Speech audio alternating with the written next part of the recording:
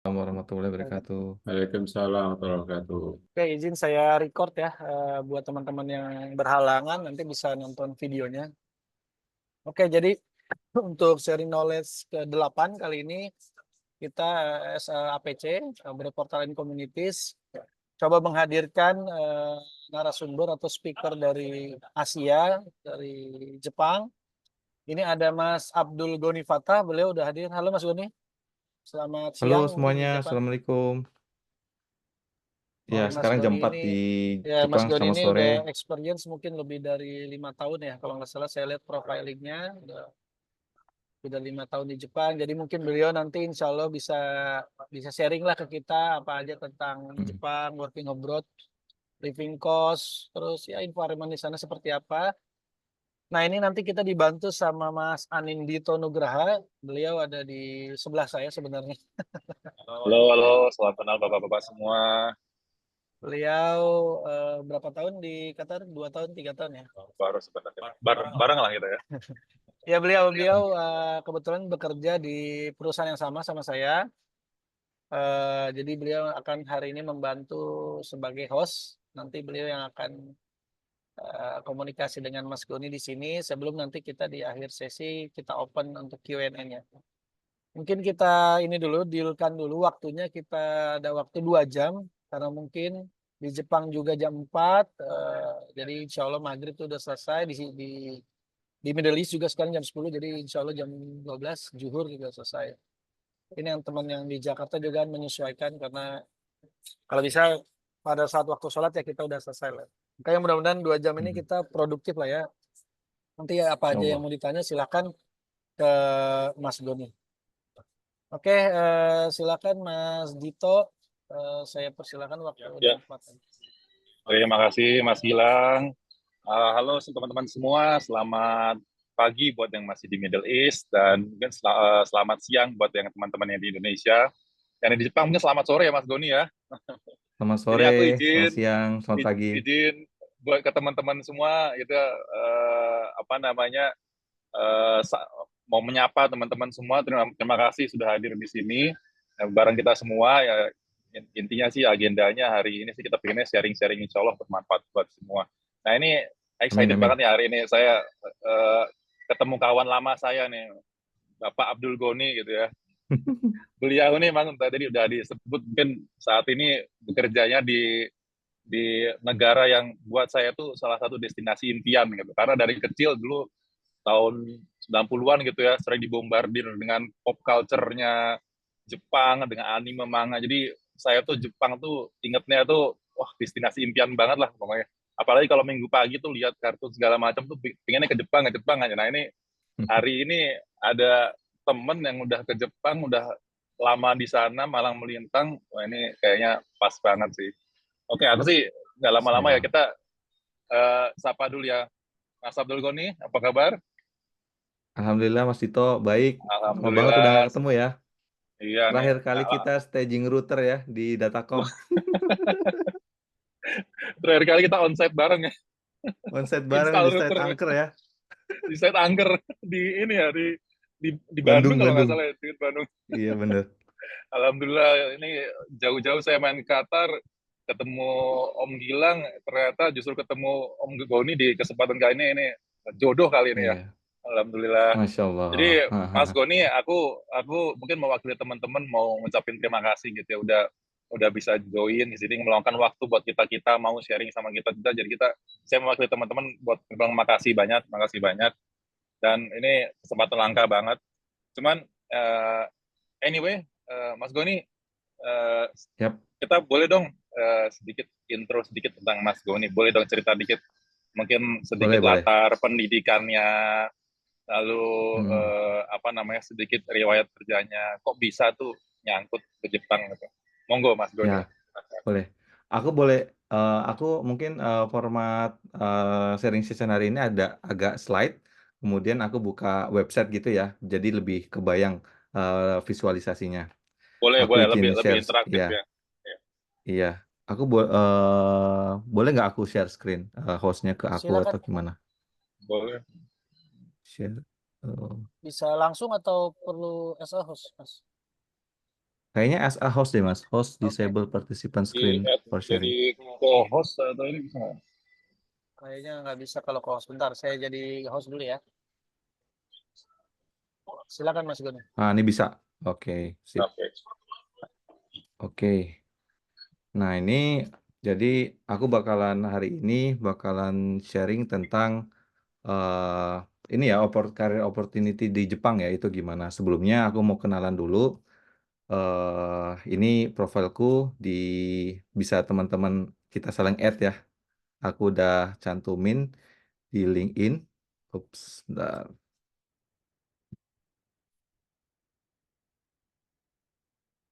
Hmm, ya, ini backgroundku. Jadi aku dulu alumnus IT Telkom angkatan 2019. Jadi lulus di tahun 2013. Nah, pertama kerja itu nah sama Mas Dito nih. Dulu aku juniornya Mas Dito di Datacom Waduh, selama 1 tahun. Ya, siap-siap. dulu anak baru Mas Dito udah senior. Oh, guru nih, suhu sensei. Jadi kayaknya ada beberapa ex Datapun juga yang join ke ini hari ini ya. Kita sapa juga ada Mas Bukti juga tuh. Wah, kawan lama ya, kawan lama ya. Kawan lama semua nih, Ya. oke lah. Ya, di Datacom 1 tahun. Nah, kemudian dapat opportunity. Dulu di Datacom itu network engineer. Jadi, kalau saya nerusin kayak Mas Dito, mungkin ended up-nya sama kayak di Qatar kali ya, ketemunya ya.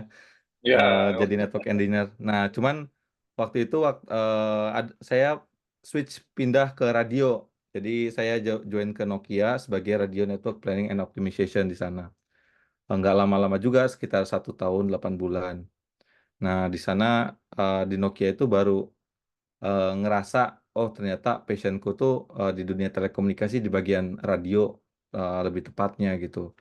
Jadi mulai di Nokia itu aku mantepin diri untuk mulai, oh kayaknya pattern kerjaku ke depan kayaknya radio deh, instead of yang lain gitu. Jadi sebenarnya belum sebelum di Nokia, sebelum di Datacom juga pernah kerja di perusahaan kecil startup gitu tentang broadcast, cuman aku rasa kayaknya nggak bakalan bagus future-nya itu. Jadi sebelum menetapkan untuk jadi profesional eh, radio engineer itu butuh waktu pencarian sekitar 2 tahun.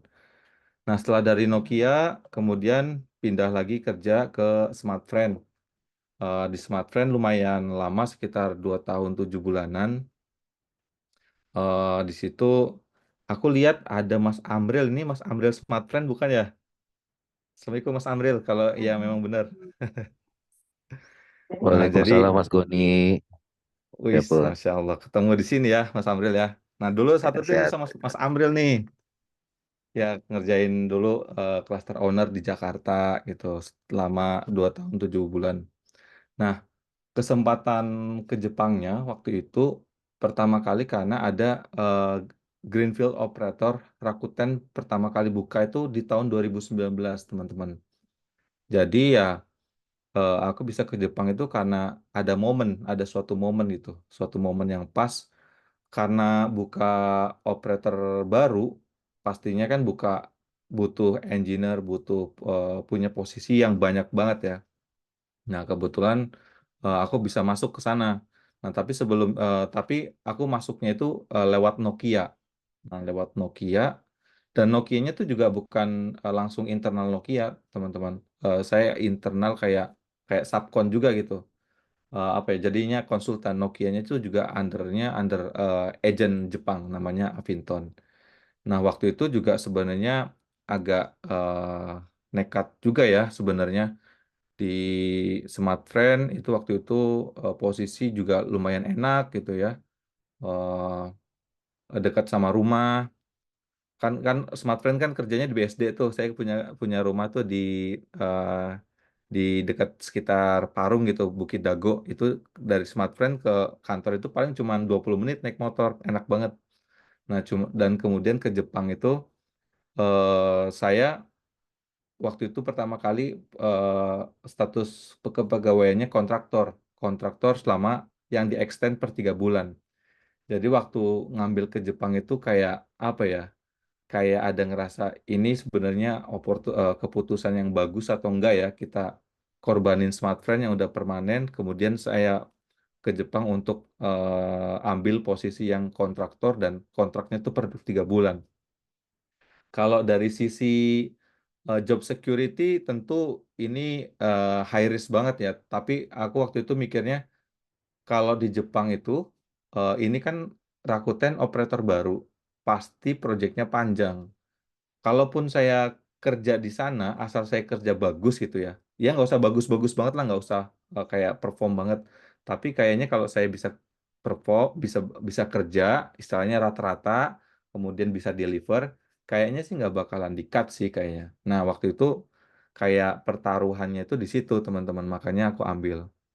Nah, sebagai kontraktor juga sebagai kontraktor Kodarullah ternyata nggak lama teman-teman, cuman 9 bulan. Nah, setelah 9 bulan kemudian langsung di hire sama direct Rakuten permanent employee. Nah, di Rakuten kurang lebih sekitar 2 tahun 8 bulanan. Nah, setelah di Rakuten kemudian jadi benefitnya kerja di negara maju, teman-teman, opportunity untuk kita mencari pekerjaan itu luas banget, teman-teman. Karena di Jepang, Tokyo terutama ya, itu banyak perusahaan top dunia pasti buka kantor di Tokyo. You can name it. Kayak misalkan top 10 company ya, misalkan dari Apple, Google, kemudian Microsoft, Amazon, apalagi misalkan Facebook kantornya juga ada di sini. Nah, jadi kesempatan kerja kerja atau pindah di negara maju itu khususnya Jepang itu tinggi banget teman-teman. Jadi ya eh, waktu itu qadarullah juga saya dapat kesempatan untuk interview di Apple dan ini juga alhamdulillah ada teman di sini, ada apa manajer saya yang sekarang di sini. Waktu itu Mas Adrian masih di UK. Nah, saya tempat kontak-kontakan Mas Adrian, Mas, ini interviewnya gimana gitu, pertanyaannya apa gitu. Nah, alhamdulillah singkat cerita bisa landed di pekerjaan sekarang sebagai career certification engineer di Apple gitu. Nah, kira-kira kayak gitu Mas Dito backgroundnya, perjalanan hidupnya. Luar biasa banget nih, Mas Goni. Mas Goni, by the way, Mm-mm. kalau Ya. ngomongin tentang Rakuten, Rakuten itu kan ini kan bukan Rakuten Marketplace-nya, tapi Rakuten Mobile ya, yang Mm-mm. which is masih di bawah grupnya si Rakuten yang Marketplace-nya. Ya. Ini kan dulu dibuat orang-orang telco kayak Rakuten Mobile itu apa terkenal banget lah, karena pionir katanya Open yang run ya, pertama kali open run. open run betul dengan Mm-mm. waktu itu masih former CEO-nya Mr. Tarik Amin ya benar ya Ya, Tarik Amin. Tarik Ya, Amin Tarik Amin. ya betul. Mm-mm. Jadi waktu CTO. itu CTO ya sorry CTO. Jadi Mm-mm. waktu itu gimana nih Mas Goni rasanya kerja under apa ya orang yang terkenal se-legend itu gitu ya.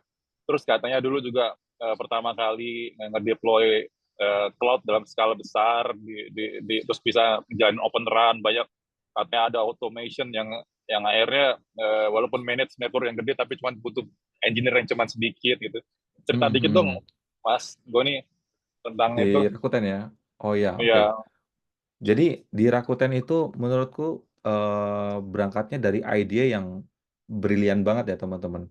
Jadi teman-teman bisa bayangkan suatu pengusaha. Jadi ini aku apa ya, hikmah yang bisa dipetik dari pelajaran dari Rakuten itu adalah berani untuk mengambil resiko, taking a big risk. Kenapa teman-teman? Karena konsep open run itu kan belum pernah dibuktikan di network manapun kan. Jadi kita nggak ada yang tahu dan nggak ada yang menjamin tentang stability, quality, itu nggak ada yang tahu teman-teman. Dan orang yang baru deploy-nya ya baru Rakuten gitu. Jadi memang ini benar-benar game changer banget buat buat yang lain gitu. Nah, buat orang radio ya misalkan kayak saya, eh, kalau di operator konvensional saya hanya belajar tentang LTE, kemudian 5G, RAN gitu. Nah, tapi kalau di Rakuten, orang radionya itu juga belajar tentang cloud. Jadi perangkat-perangkat Inode B-nya itu udah cloud based semua. udah ditaruh di cloud. Jadi engineer-engineernya belajar tentang Kubernetes, kemudian tentang eh, apa namanya ya, VM, virtual machine, eh, kadang-kadang pakai database Oracle, kemudian pakai VMware, banyak itunya platform-platformnya. Yang buat orang telco itu sesuatu hal yang baru gitu. Dan kalau di Indonesia rata-rata operator itu apa ya? Saya nggak menjelek-jelekan ini ya. Cuman kecenderungannya operator di Indonesia itu sangat dependent sekali sama vendor. Jadi driving teknologinya itu di drive sama vendor. Tapi kalau kita bekerja di Rakuten, Rakuten itu sendiri yang ngedrive teknologinya, ngedrive feature development, ngedrive tentang software release, kemudian improvement di misalkan kita butuh KPI baru atau kita butuh misalkan feature baru, kita sendiri yang develop, kita propose algoritmanya seperti apa, kayak gitu. Jadi lebih kayak apa ya? Kita punya owning infrastruktur sendiri gitu. Kita benar-benar bertanggung jawab sama infrastruktur kita sendiri gitu. Jadi kalau di operator lain itu kita requestnya ke vendor, vendor punya apa kita beli. Nah kalau Rakuten itu agak beda. Jadi mindsetnya tuh mindset apa ya? Kayak product development jadinya gitu. Kita kerja di operator dan kita juga berusaha untuk mendevelop produk kita gitu. Gitu Mas Tito. Wah, keren, keren, keren, keren banget. Nah, ini sekaligus jadi kata kunci ya buat teman-teman mungkin nanti yang mau nanya-nanya ke Mas Goni gitu ya. Nanti tadi udah sedikit dijelasin tentang Rakuten, tentang Open Run, dan lain-lain, tentang culture-nya, tentang cara kerja mereka yang beda dengan operator yang lain. Nanti mungkin teman-teman dari situ bisa coba eh, cari ide dari situ untuk kembangkan nanti jadi pertanyaan-pertanyaan yang lain. Jadi aku sih di sini cuma coba mancing aja ke teman-teman, siapa tahu teman-teman mau apa bertanya gitu ya. Nah next nih Mas Goni, cerita Hmm. dulu tentang Apple. Kalau dikit aja tentang ngapain sih di Apple. Apple kan kalau saya tahu apa jualan HP gitu ya, jualan laptop. Kok bisa Nah, ini orang telekomunikasi, orang radio kok nyangkutnya di Apple? Sedikit aja dong, role-nya di sana ngapain gitu. nah, kebetulan nih aku ada nih manajerku masuk nih di sini sebagai peserta. Wah, Nah, beliau luar itu udah biasa. lebih lama daripada aku tentang Apple. Mungkin Mas Adrian bisa sharing sedikit, Mas. Apple tuh ngapain aja, Mas? Terus posisinya Wah, apa aja, Mas? Gitu. boleh nih, boleh nih. Ya, Halo, salam kenal semuanya. Assalamualaikum semuanya. Terima Waalaikumsalam, salam kasih kenal. udah dikasih kesempatan. Jadi suruh share sedikit colongan. Boleh, Em, boleh, monggo, monggo, silakan. Mungkin tadi saya jawab sedikit, saya bantu Mas Goni dikit jawab pertanyaannya. Di Apple tuh seperti apa, pekerjaannya seperti apa. Ya betul sebenarnya yang tadi Mas Dito bilang, Apple tuh sebenarnya jualan handphone gitu kan. Nah sebenarnya kalau kita ngomong dunia telekomunikasi, kan itu ada dari sisi network sama dari sisi UI-nya gitu kan. Networknya bagus, nggak ada UI percuma gitu kan. Nah, jadi sebenarnya salah satu komponen di dunia telekomunikasi yang sebenarnya besar, tetapi sayangnya di Indonesia itu mungkin nggak terlalu kelihatan sebagai praktisi telekomunikasi itu adalah di bagian UI-nya secara secara teknikalnya ya. Biasanya kalau dari sisi UI mungkin di Indonesia lebih buat ngedrive test gitu. Tapi sebenarnya kalau di negara-negara maju seperti yang Mas Goni bilang di company-company besar yang sebagai yang bertindak sebagai OEM juga itu tuh timnya sangat besar di sini. Nah, di Apple sendiri karena memang jualan utamanya handphone, omset utamanya dari iPhone, makanya tim engineering di iPhone juga besar gitu. Eh, apa Pekerjaan kami sendiri, kami mengidentify diri kami itu sebagai wireless system engineer. Jadi kami kerjaannya ya itu nganalisa log, kalau ada isu, oh nih iPhone throughput-nya rendah atau apa, iPhone ini kok ada 5G failure, yaitu kita yang analisa gitu kira-kira pekerjaannya di Apple. Tapi basis pengetahuannya sama, 4G, 5G, seperti yang Mas Goni tadi bilang juga, oh dapat interview di Apple, ngobrol sama saya, interviewnya kira-kira seperti apa? Ya pertanyaannya sebenarnya sama mungkin, tapi lebih fokus ke UI gitu. Oh, kalau ada Di isu point of begini, view. dari point of view UI kira-kira pendekatannya seperti apa? Bukannya, oh kalau throughput rendah, ngoptimnya seperti apa? Seperti itu sih. Jadi lebih mindsetnya diubah dari sisi UI aja. Oke, oke. Keren banget, keren banget. Nah ini eh, tambahan ide nih buat teman-teman yang lain ya, buat peserta yang lain. Kalau mau nanya, mumpung ada Pak Adrianto ya, kalau nggak salah ya, mumpung nih, mungkin mau Masih nanya. muda kok. Manggilnya Mas aja kali ya. Oh, Mas. Atau mau Iya dipanggil Mas Pak aja, Adrian. enggak ketuaan Pak nanti. Mas Adrianto aja. Kita sama-sama seumuran pada. Oh, nah ini mumpung ada Mas Adrianto nih yang langsung dari Apple-nya nih, dan Mas Goni, mungkin teman-teman yang lain nanti waktu sesi Q&A mau nanya-nanya, nah ini lebih lanjut gitu ya, itu bisa juga nih di sini ya. Oke, cuman anyway, sebenarnya ini lagi masih intro doang loh. Dari tadi tuh saya nanya itu masih perkenalan aja sama Mas Goni. Cuman ternyata udah udah menarik banget sih buat saya pribadi gitu ya. Tadi ceritain tentang perjalanan karirnya, tentang Rakuten, tentang Apple. So sekarang baru nih sebenarnya saya mau masuk ke topiknya nih Mas Boni. Hmm. Boleh dong cerita sebelum kita masuk ke lingkungan kerja segala, boleh dong cerita sedikit tentang Jepangnya sendiri deh. Saya pengen secara Ah, general dulu oke. tentang Jepangnya. Atau tadi Mas Goni udah ada Oke. slide, ada sesuatu dari situ bisa diceritain. Ya, oke. Kenapa sih Aku milih Jepang gitu? ini kenapa harus milih Jepang ya? Ini pendapatku pribadi Betul. ya, pendapat pribadi. Ya, teman-teman bisa nambahin atau ini nggak baku. Yang menurut aku sendiri, yang pertama, Jepang itu negara maju yang dekat di Indonesia dan hanya kalau kita direct flight cuma 7 jam. Jadi kalau misalkan ada apa-apa sama keluarga kita bisa cepat pulang, cepatan pulang gitu. Dan tiket tiket pesawatnya relatif terjangkau ya teman-teman. Rata-rata itu ya kalau kita mau cari yang promo-promo banget pulang pergi itu bisa cuma 4 juta gitu bisa dapat. Jadi menurutku terjangkau banget dan accessibility-nya oke gitu. Kemudian Asian culture. Jadi kita tuh nggak shock culture gitu. Budayanya juga mirip, tata keramanya juga mirip ya, apalagi sama orang Jawa misalkan ya ada unggah-ungguh bahasa gitu. Di Jepang itu kalau belajar bahasa Jepang itu ada bahasa Jepang business level, kemudian pergaulan sehari-hari kayak di kalau bahasa Jawa tuh ada kromo inggil, kromo alus, kromo ngokolugu kayak gitu-gitu. Jadi culture-nya tuh di Jepang itu polite gitu, ke orang menghargai, ramah dan ya buat saya pribadi sih saya cocok banget sama culture Jepang gitu. Kemudian yang ketiga negaranya bersih, orangnya ramah, public facility-nya bagus dan spot tourismnya itu banyak banget di sini. Jadi jujur saya 5 tahun ke Jepang belum belum semua saya habisin gitu dari utara ke selatan belum nggak habis-habis ada terus gitu bahkan di Tokyo aja juga banyak spot yang saya belum tahu gitu ya.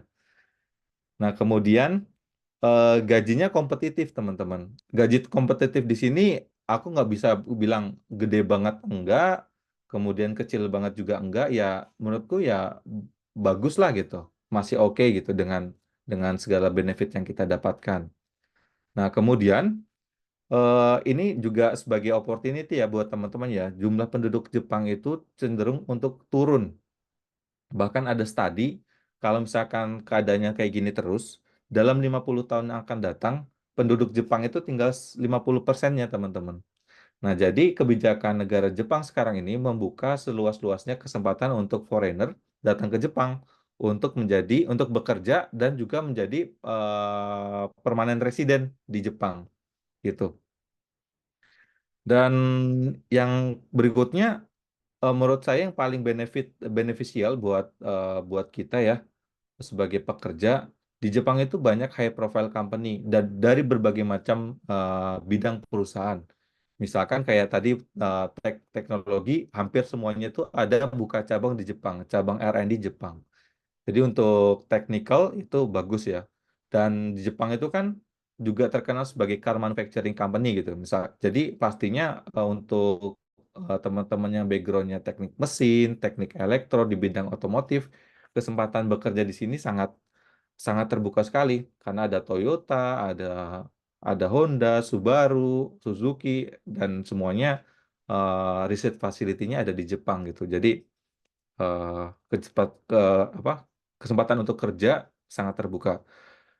Dan masih banyak lagi teman-teman alasan-alasannya. Ya kayak misalkan yang suka Mas Dito yang suka suka budaya Suka Jepang, Japan kartun. culture gitu ya, kartun gitu ya, dunianya di sini gitu ya. Yang suka apa lagi ya? Yang Kalau suka kalau ngomongin hiking. Hmm. culture shock tadi, ini nggak sih, Mas Goni, kan kalau katanya tuh orang Jepang disiplinnya tinggi banget, sedangkan kalau di Indonesia kan di Jakarta meeting aja ngaret terus gitu. Itu ada culture Nah, shock itu nggak? iya teman-teman. Jadi aku pernah pernah ini kan, pernah pernah nge-wonder kenapa sih kok Jepang itu ternyata Jepang itu apa namanya nggak pernah ngaret gitu ya. Kalau di Indonesia kan kita kayak biasa kan ngaret. Karena apa teman-teman? Karena semuanya di Jepang itu serba, serba terprediksi teman-teman. Misalkan nih ya, misalkan nih, aku mau dari sini mau pergi ke kantor gitu ya. Kantorku misalkan di misalkan Shibuya misalkan, Shibuya, Shibuya Station gitu. Nah, teman-teman tinggal ke Google Map, terus kemudian rute, kemudian teman-teman naik apa? Misalkan di sini gitu, Fujiko. Nah, sini. Naik apa nih? Nah, ini teman-teman, kalau di sini ditunjukin 41 menit, ini beneran 41 menit, teman-teman. Hampir dalam 1 tahun saya bisa bilang mungkin cuma 1 atau 2 kali terlambat gitu dan terlambatnya paling cuma 5-10 menit gitu. Itu juga karena ada force major. Kayak misalkan orang bunuh diri atau gangguan teknis atau gempa gitu. Tapi semua orang Jepang itu sangat menghargai waktu. Jadi 41 menit ya 41 menit. Jadi kalau misalkan kita telat nggak nggak ada cerita kayak misalkan aku ketinggalan kereta gitu, nggak ada. Karena ya kita bisa bisa kalkulasi kan kalau misalkan jadian jam 1 sampai sini pasti paling nggak harus jam 12 kurang 50 gitu. Ya kita harus ngepasin nih kira-kira kita harus naik keretanya yang jam berapa gitu. Kayak gitu teman-teman. Jadi kemudahan-kemudahan di Jepang itu kayak gitu. Nah, contohnya misalkan kita ke dokter misalkan, ke dokter. Misalkan kita janjian jam 1 siang gitu. Nah, paling lama kita nunggu sekitar jam 1 10 menit gitu. Kita dalam 10 menit udah bisa masuk ke ruangan dokter. Nah, teman-teman bisa bayangin kalau di Indonesia gitu, misalkan rumah sakit mahal sekalipun, kita janjian jam 1 bisa jadi kita nunggu sampai 30 menit bahkan 1 jam gitu. Jadi di Jepang itu karena satu sama lain orang satu sama orang yang lainnya itu saling menghargai privacy, menghargai hak orang lain, menghargai waktunya orang lain. Jadi kehidupannya enak teman-teman, apa ya harmonis gitu. Kita menghargai waktu dia dan dia juga menghargai waktu kita gitu. Jadi nggak ada yang mau membuat kalau kita merasa terlambat kita sendiri yang nggak enak. Oh kita ternyata menzalimi dia tuh membuat dia menunggu kita jadi nggak enak gitu. Jadi ya culture shocknya pertama kayak gitu. Kita harus lebih lebih prepare gitu sebelum kita ketemuan, sebelum kita janjian. Tapi lama-lama kita jadi terbiasa cara karena mudah diikutin gitu kan, mudah ritmenya udah tahu gitu. Gitu sih. Oke. Mas Goni, sorry, aku mau izin interupsi. Mm-mm. Kebetulan kan Mas Goni jadi hostnya. Kalau ada teman-teman Oh, yang ada oh di iya iya. waiting list, minta tolong di-approve ya Mas Goni ya. Soalnya Oh, aku oh sama Mas iya Gilang iya. nggak bisa lihat. Ya. Oh iya iya. Oke oke oke.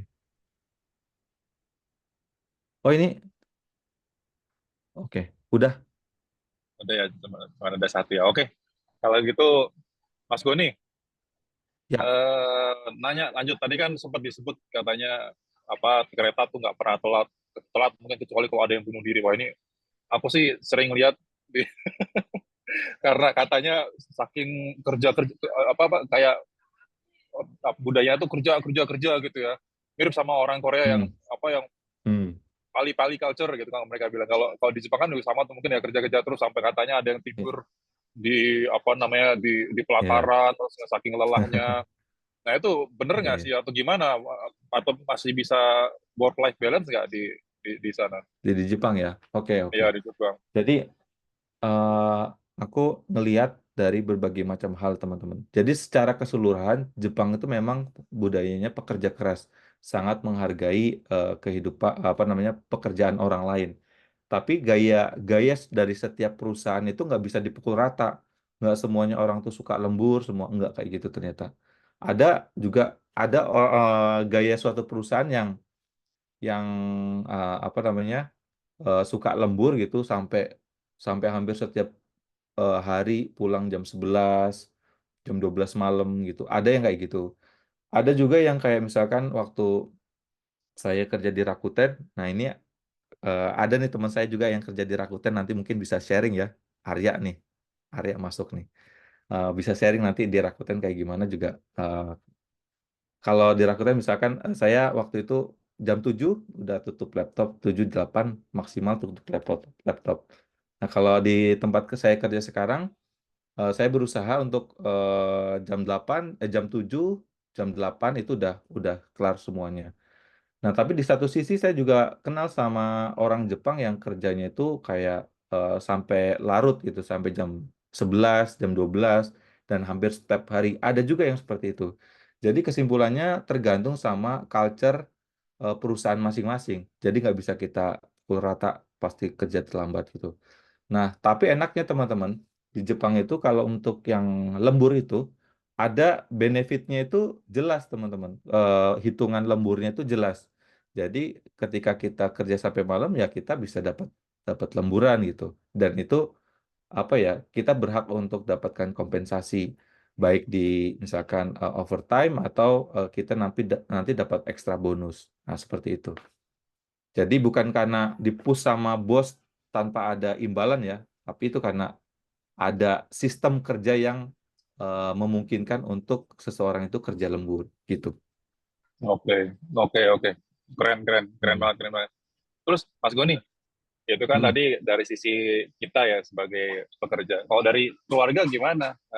Anak, istri, itu di Jepang tuh gimana? Maksudnya aman nggak kalau buat misalnya perempuan jalan sendirian gitu ya, keluar, kemudian antar anak Ya, sekolah? jadi Ada cerita teman-teman dong di dikit pengalamannya. Ya. ya.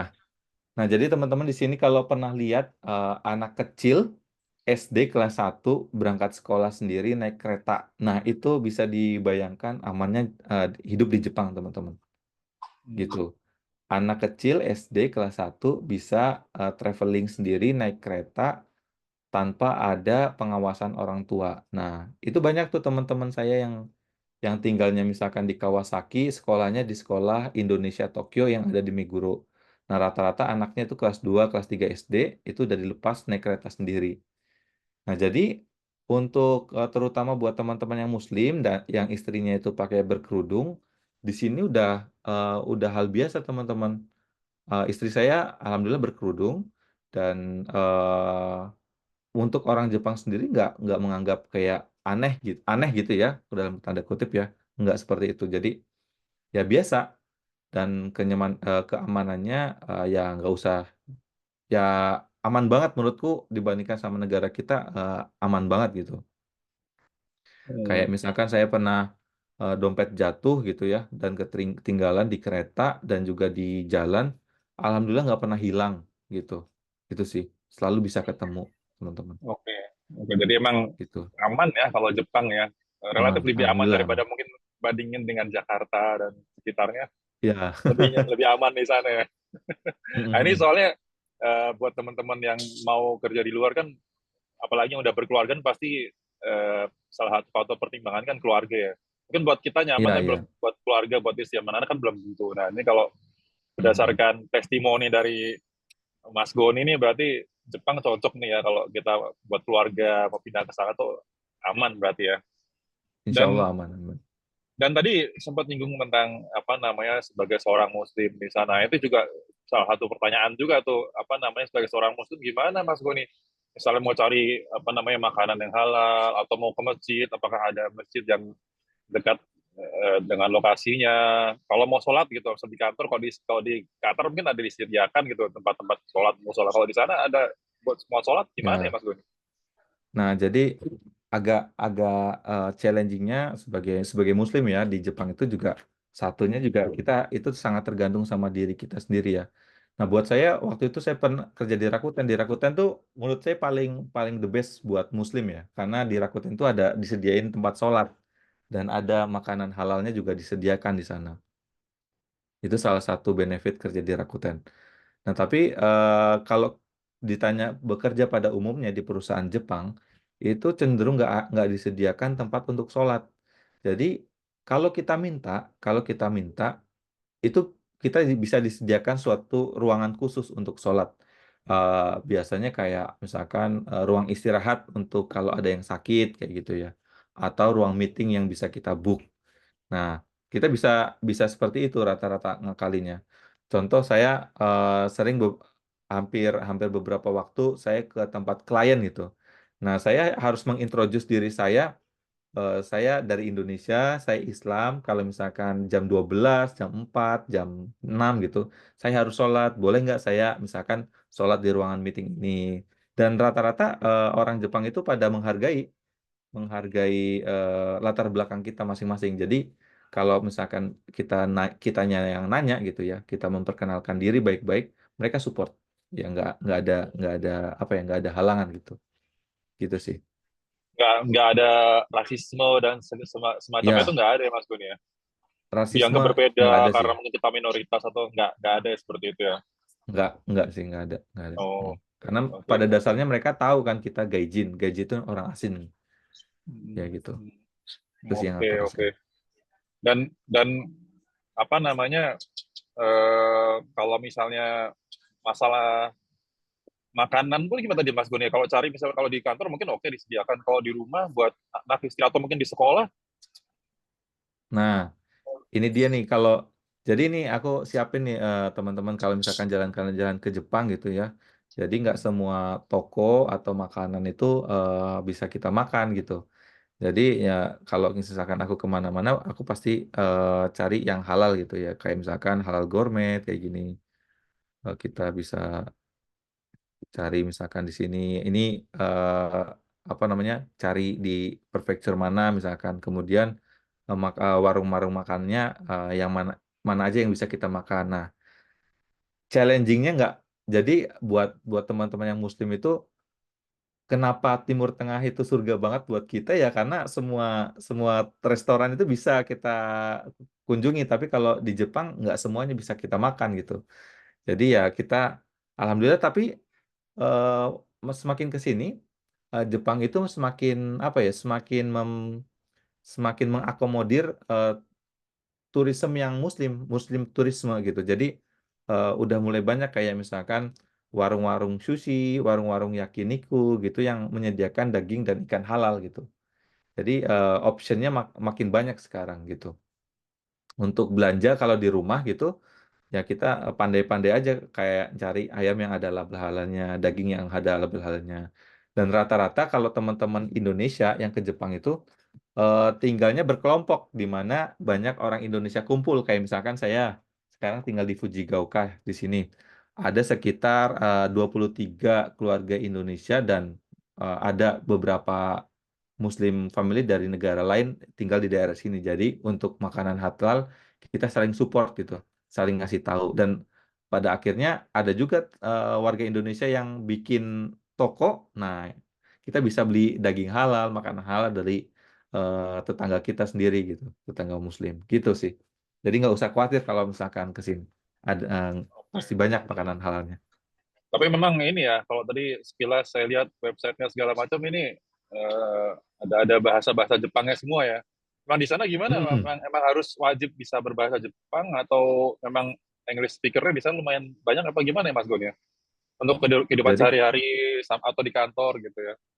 Wajib nggak tuh bahasa Jepang?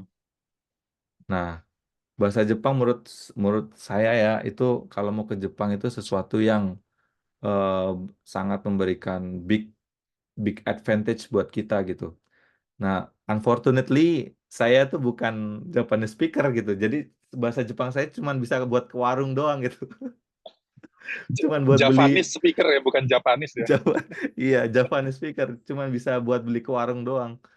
Nah, jadi ya banyak lah kendalanya kalau misalkan kita nggak bisa bahasa Jepang gitu ya dibandingkan orang yang bisa bahasa Jepang. Satu, eh kalau ditanya wajib atau enggak, bisa dibilang nggak wajib.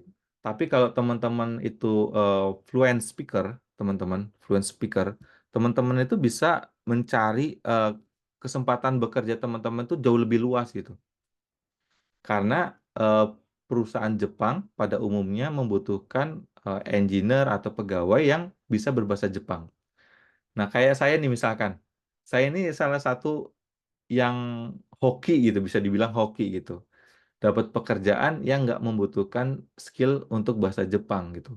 Tapi karena nggak apa ya, karena nggak ada pressure untuk berbicara bahasa Jepang, jadi progresnya tuh almost zero gitu, gitu teman-teman. Jadi ya aku apa namanya, aku encourage teman-teman kalau mau ke sini prepare lah bahasa Jepangnya. Kalau bisa N2 atau N1 itu jauh lebih membantu gitu. Jangan kayak saya gitu teman-teman. Oke, oke. Jadi sebenarnya Hmm. nggak wajib, nggak perlu, tapi kalau perlu tuh ngasih advantage ke kita ya. Besar banget, iya. Besar banget Gede banget advantage-nya. advantage-nya, ya. Benar. Terutama kalau mungkin kalau kita sebagai engineer mungkin kita di balik layar nggak banyak ngomong, it's fine lah. Tapi kalau misalnya kita Hmm. sering presentasi ke customer, sering Ya, gitu. meeting, customer facing segala macam, nah itu Hmm. perlu banget tuh. Iya. Oke, Kalau mau oke, pindah oke. kantor gitu kan, kalau misalkan kita bosan sama pekerjaan kita, dapat pengen pindah ke tempat yang lain, nah itu kan juga butuh bahasa Jepang. Nah itu sih, gitu teman-teman. Oke, oke, oke, oke.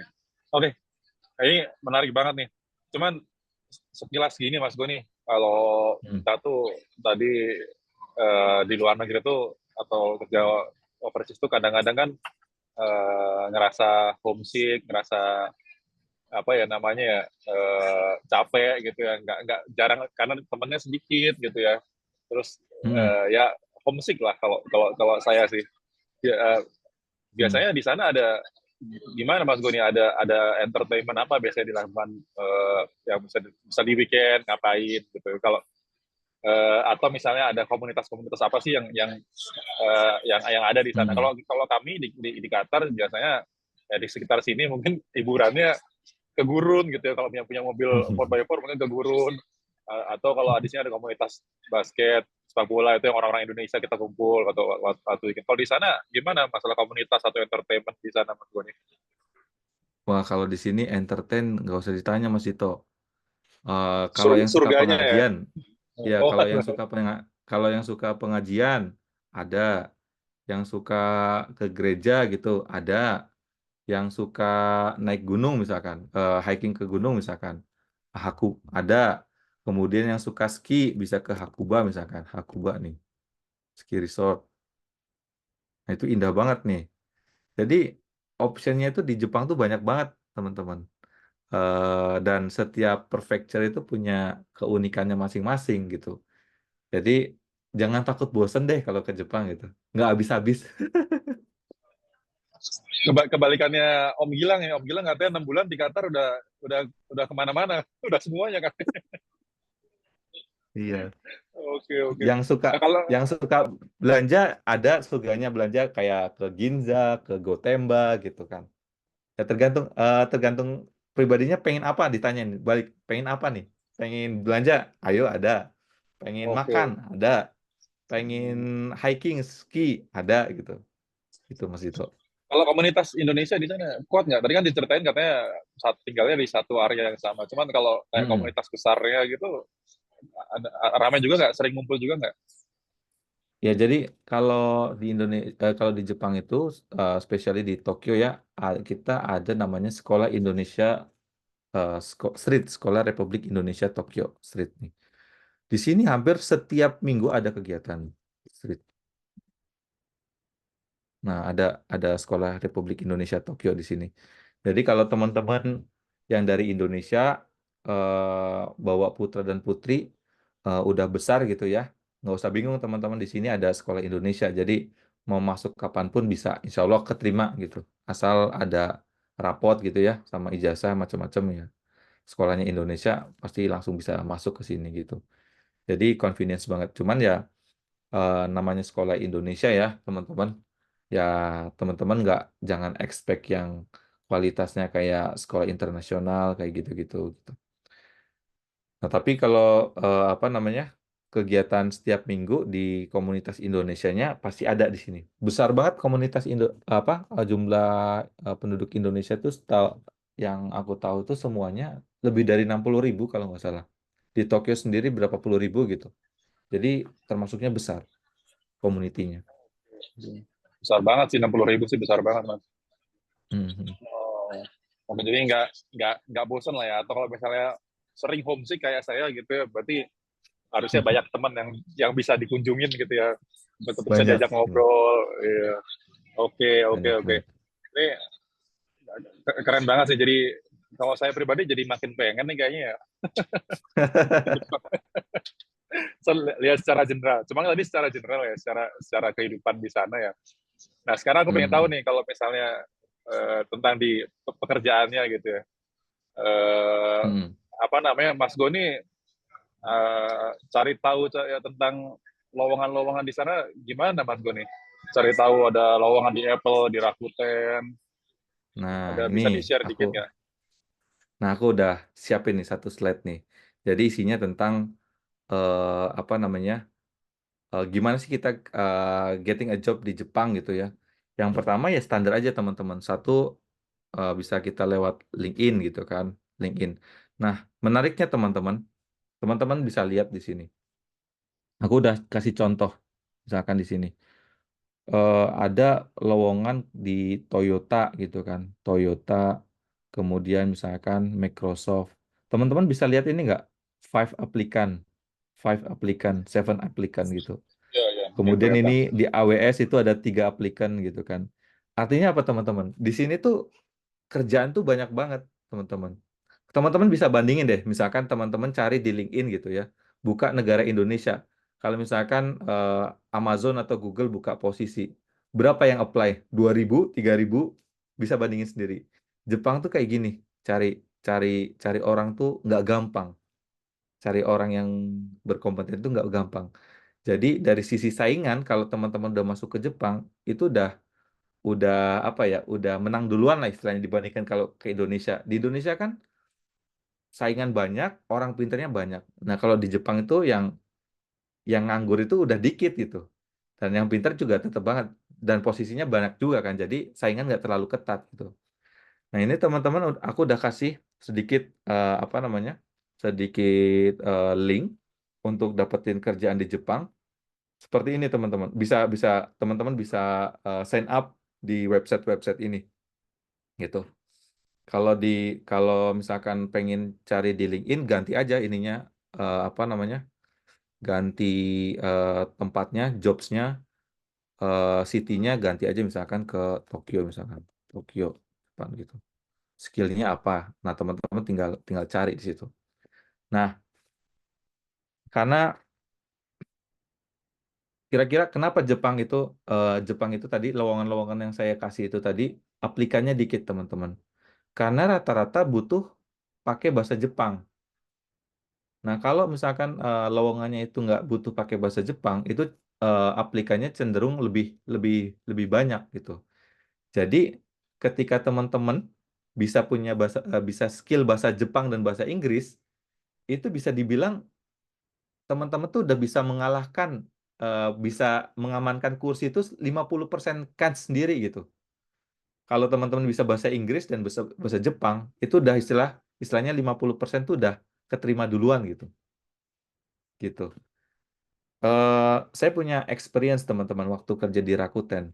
Saking orang Jepangnya itu kekurangan orang untuk mengisi posisi tertentu. Jadi saya kerja divisi saya di planning and optimization di istilahnya central team. Jadi central team itu dituntut untuk mengerti semua keadaan network di networknya Rakuten. Nah, waktu itu saya dapat tim anak baru, lulusannya apa teman-teman? Bisa ada yang nebak? Oh, Lulus Lulusannya apa? Sastra, sastra. Ada tuh yang sastra satu. Oh, Ada ada. juga yang e-commerce, ya.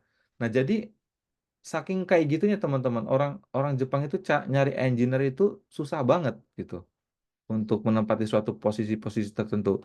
Nah, ini apa yang kayak recruit Japan Indeed, kemudian Robert Walters, Assign, itu hanya beberapa dari headhunter Jepang.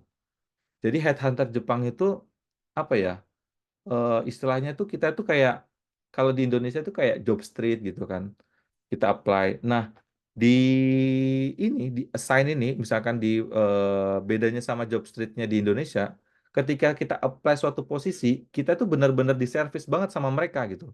Kita dicekin dulu, oh CV-nya itu kayaknya kalau kamu nulisnya kayak gini tuh lebih bagus deh. Kalau misalkan kita punya nih lowongan di perusahaan A, B, C, D, kira-kira kamu cocok pengennya yang mana? Nanti ekspektasi gaji kamu berapa? Jadi kita tuh jauh lebih di entertain sama perusahaan-perusahaan ini untuk cari kerjaan di Jepang gitu. Karena saking di Jepang itu saking susahnya cari orang ya, gitu teman-teman. Saran nih, saran buat teman-teman kalau yang apa ya, misalkan anaknya udah mulai kuliah gitu ya, udah mulai besar.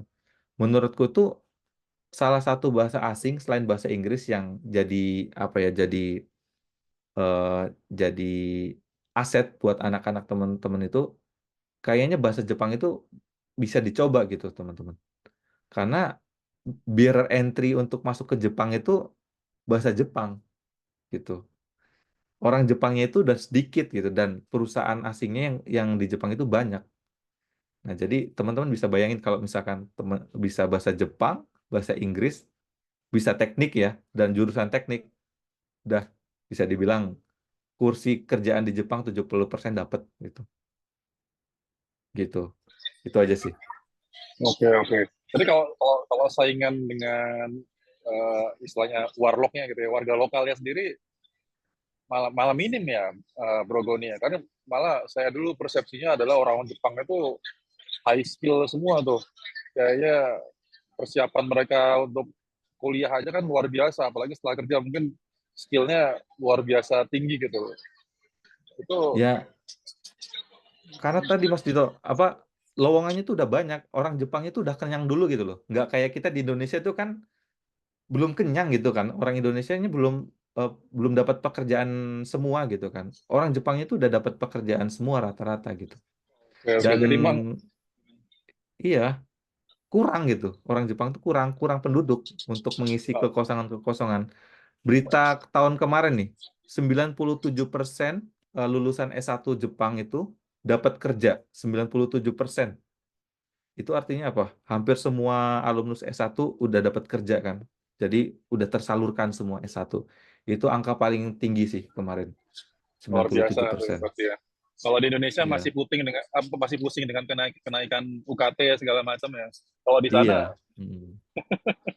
lowongannya lebih banyak malah ya. Oke, oke. Mm-mm. Anyway, kalau misalnya tentang proses rekrutasi kerjanya gimana Mas Gun ya? Apa step-stepnya kayak gimana sih kalau mau ngelamar di sana gitu ya? Terus prosesnya apa aja? Kan Mas Gun ini udah 3 perusahaan ya, Nokia, Rakuten Mobile, sama Mm-mm. Apple.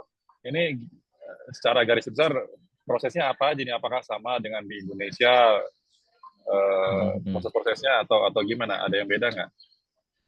Prosesnya secara general nggak ada beda sama sekali, nggak ada beda. Jadi ya teman-teman bisa apply ke perusahaan Jepang yang kalian mau gitu ya, lewat aplikasi ini teman-teman. Bisa dicoba ya. Nanti nanti nih aku share ke teman-teman. Oh yes, ini perlu nggak aku bocorin berapa sih jumlah apa namanya salary yang didapetin atau nanti Mas Justru Dito? justru ini sebenarnya pertanyaan utama sepertinya. Ini paling dinanti-nanti.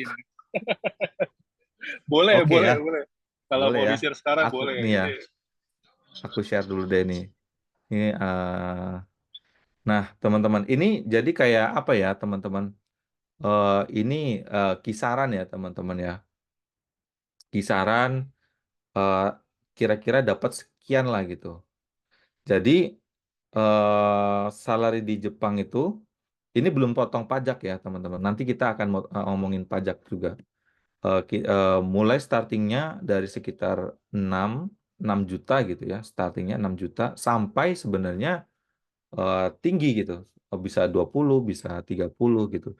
Cuman ini rata-rata ya ini paling besarnya itu ya sekitar 13, 10 juta gitu. Ini taruhlah sekarang itu yen itu lagi jelek ya, sekitar 100. Jadi ya dalam 1 tahun kita bisa dapat sekitar 900 sampai sorry, dari 600 sampai 1,3 miliar lah gitu.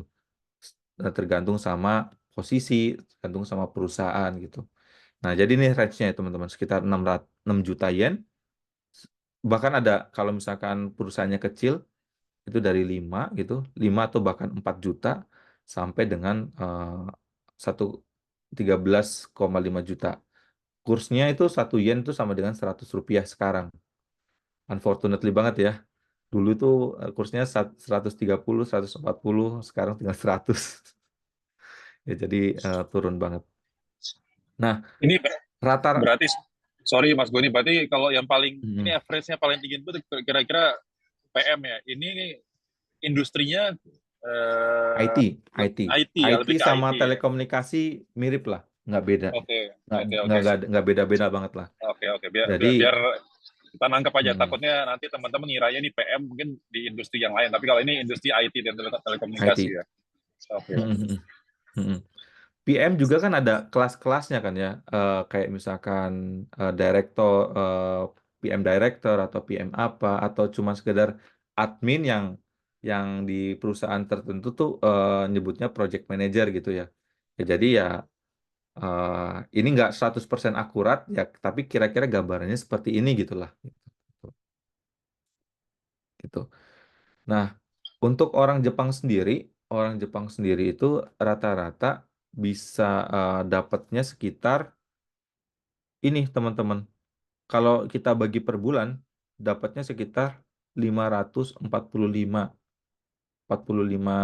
ribu di rata-rata. Ini rata-rata ya teman-teman. Kayak ya teman-teman kan bisa rata-rata kanan atau rata-rata kiri atau beneran di rata-rata gitu.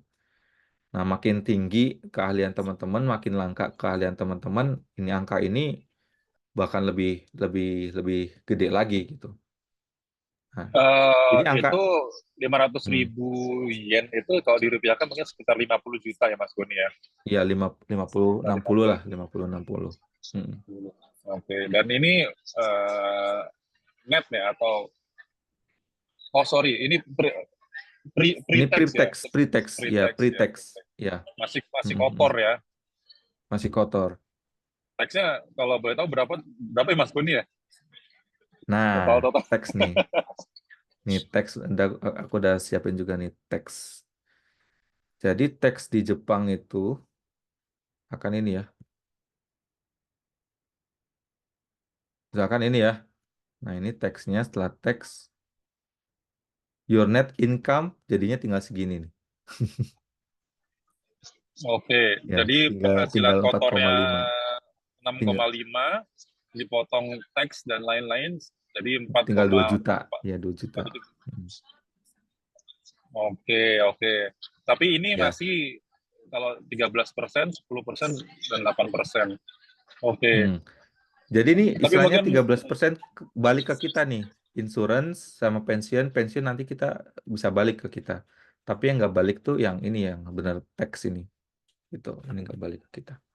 oh gitu. Jadi kalau memutuskan untuk pulang Indonesia nanti ini bisa Ya, balik ke kita bisa gitu balik. Mas Boni. Ya, Oke, bisa balik. oke. Mm-mm. Kalau Tapi teman-teman jujur di jujur Indonesia saya juga mungkin belum ngiranya masih ini belum Mas. tahu gimana cara ngurus apa namanya ngurus teksnya, apa namanya ngurus pensiunnya itu gimana, belum tahu. Eh, Kalau yang saya tahu itu bisa dicairin sebelum 5 tahun, tapi kalau setelah 5 tahun itu kita harus nunggu sampai pensiun gitu Mas Dito. Jadi walaupun kita udah ke tanah air tuh pulang gitu baru bisa dicairin nanti kalau kita umur 65 tahun. Masih lama ya Mas ya, belum belum dipikirin sekarang Masih ya. lama. Iya, anggap Tapi aja hilang lah ini udah pensiun gitu. nggak apa-apa lah ya. Kalau kata Mas Hmm. Gilang tadi ini masih mending lah, nggak ada potongan tapera 3% ya Mas Gilang ya. Jadi walaupun ada teks tapi teksnya masih lebih mending daripada di Indonesia. Uh, Ma- anyway, ma- Mas Zulfikar nih angkat tangan. Mau nanya, Mas? Oh ya, ya Oh Mas gitu, nih. Zulfikar. Gimana Oke. Mas? Ya. Untuk yang ini, tadi kan kita udah bicara soal ini ya, secara range salary untuk tiap-tiap jobnya. Untuk biaya hidup sendiri kan kalau seumpamanya di Jepang itu comparisonnya gimana Mas untuk tiap-tiap daerah gitu. Let's say ini Masnya kan di Tokyo tuh. Tokyo kan hitungannya Mm, termasuk high cost living lah ya. Kalau kalau di tempat mm, saya dulu yang di Osaka itu mungkin agak lebih rendah dibandingin mm. itu. Nah, itu gimana caranya ketika kalau let's say nih kita dapat range gaji yang bersifatnya global. Anggaplah kayak di Tokyo itu dapat segini, di Osaka pun dapat segitu juga, angka yang sama gitu. Sedangkan biaya hidupnya kan beda. Itu gimana sih tipsnya buat ngatasin kayak gitu itu, Mas? Ya, nah ini Mas, ini ada aku nemu nemu apa namanya? Nemu link bagus untuk kira-kira ini gambaran kasar ya, gambaran kasar. Jadi cost living di Tokyo. Nah, ini Mas jadiin reference nih. Nah, kira-kira Tokyo untuk hidup ya bisa dibilang enak gitu ya. Butuhnya sekitar sekian gitulah. Cuman ini buat apa ya? Buat apanya gaya hidupnya gaya hidup orang Eropa banget gitu teman-teman. Kalau buat orang Indonesia kayak misalkan saya pribadi masih bisa dipepet-pepetin lagi gitu.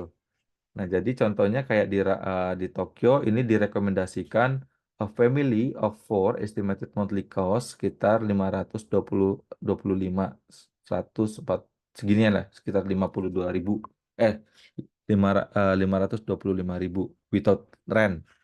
Nah, sebenarnya ini udah tinggi banget menurut menurut pendapat saya ya. Tergantung sama gaya hidup gitu sama yang lain-lain gitu. Cuman rata-rata orang Indonesia yang ada di Tokyo, misalkan rata-rata pekerja itu sekitar membutuhkan sekitar apa ya di tengahnya sekitar 300 ribu sampai 500 ribu. Ini rata-rata ya teman-teman, sampai 500 yen per bulan. Nah, antara di Tokyo sama Osaka bedanya apa misalkan ya tergantung itu. Biasanya ini Mas bedanya itu hanya di renting rumah biasanya. Kalau misalkan di Tokyo misalkan trennya itu sekitar 120.000 gitu. Nah di Osaka mungkin bisa cuma 80.000. Tapi juga tergantung juga Osakanya Osaka mana. Misalkan kalau Osakanya dekat sama banget sama station gitu ya, itu juga sama-sama banget gitu nggak terlalu beda gitu karena tipikal apa ya tipikal harga rumah di Tokyo itu makin dekat sama station itu makin mahal kemudian makin mewah oh ya ini ada rumahnya ya ada contoh contoh rumah di Tokyo itu kayak gimana sih nah contohnya kayak gini contoh contohnya kira-kira kayak gini ini yang sederhana kayak gini ini yang kayak udah modern gitu nah ini kalau rumah landed ini rumah tapak rumah yang apa apartemen bagus ini kayak gini. Nah, itu eh, sekitar kira-kira sekitar gitu, Mas. 300 sampai 400 500 ribu itu bisa hidup lah di Tokyo. Gitu. Nggak jauh beda sih antara Osaka sama Tokyo. Bedanya Hmm, paling di renting iya. biasanya. Hmm. Oh, oke oke oke. Tapi ada nggak sih Mas tipsnya gitu biar kita itu bisa bener-bener apa ya efektifin cost living kita gitu kan? Contoh karena apa? Kalau tadi saya ngelihat secara hitungan ini ya range salary dikurangin pajak, dikurangin juga Hmm. untuk makan itu kayaknya mepet banget gitu loh dengan biaya hidup yang ditulis sama si di Numbeo tadi kan. Iya, itu Numbeo itu Ada nggak sih itu menurutku tipsnya? ekstrim sih. Menurutku apa ya buat gaya hidup yang longgar super longgar banget gitu loh, Mas. Jadi kayak misalkan Hmm, ya eh, rata-rata untuk orang Indonesia dengan mungkin latar belakang kayak aku dulu anak kos gitu ya, kosnya di Sukabirus, anak kita Telkom gitu. Menurutku hmm, sekitar 350 itu udah bisa hidup lah. Jadi sekitar tiga hmm, puluh lima hmm, juta itu udah bisa hidup lah. Itu di luar anak sekolah ya, di luar anak sekolah misal artinya anak itu sekolah di di public school. Nah, kalau misalkan milih di international school gitu di Tokyo, itu kita butuh sekitar 70.000 atau 7 juta per anak. Sekitar segitu rata-rata ya. Ada yang lebih mahal juga ada. Tuh, gitu sih.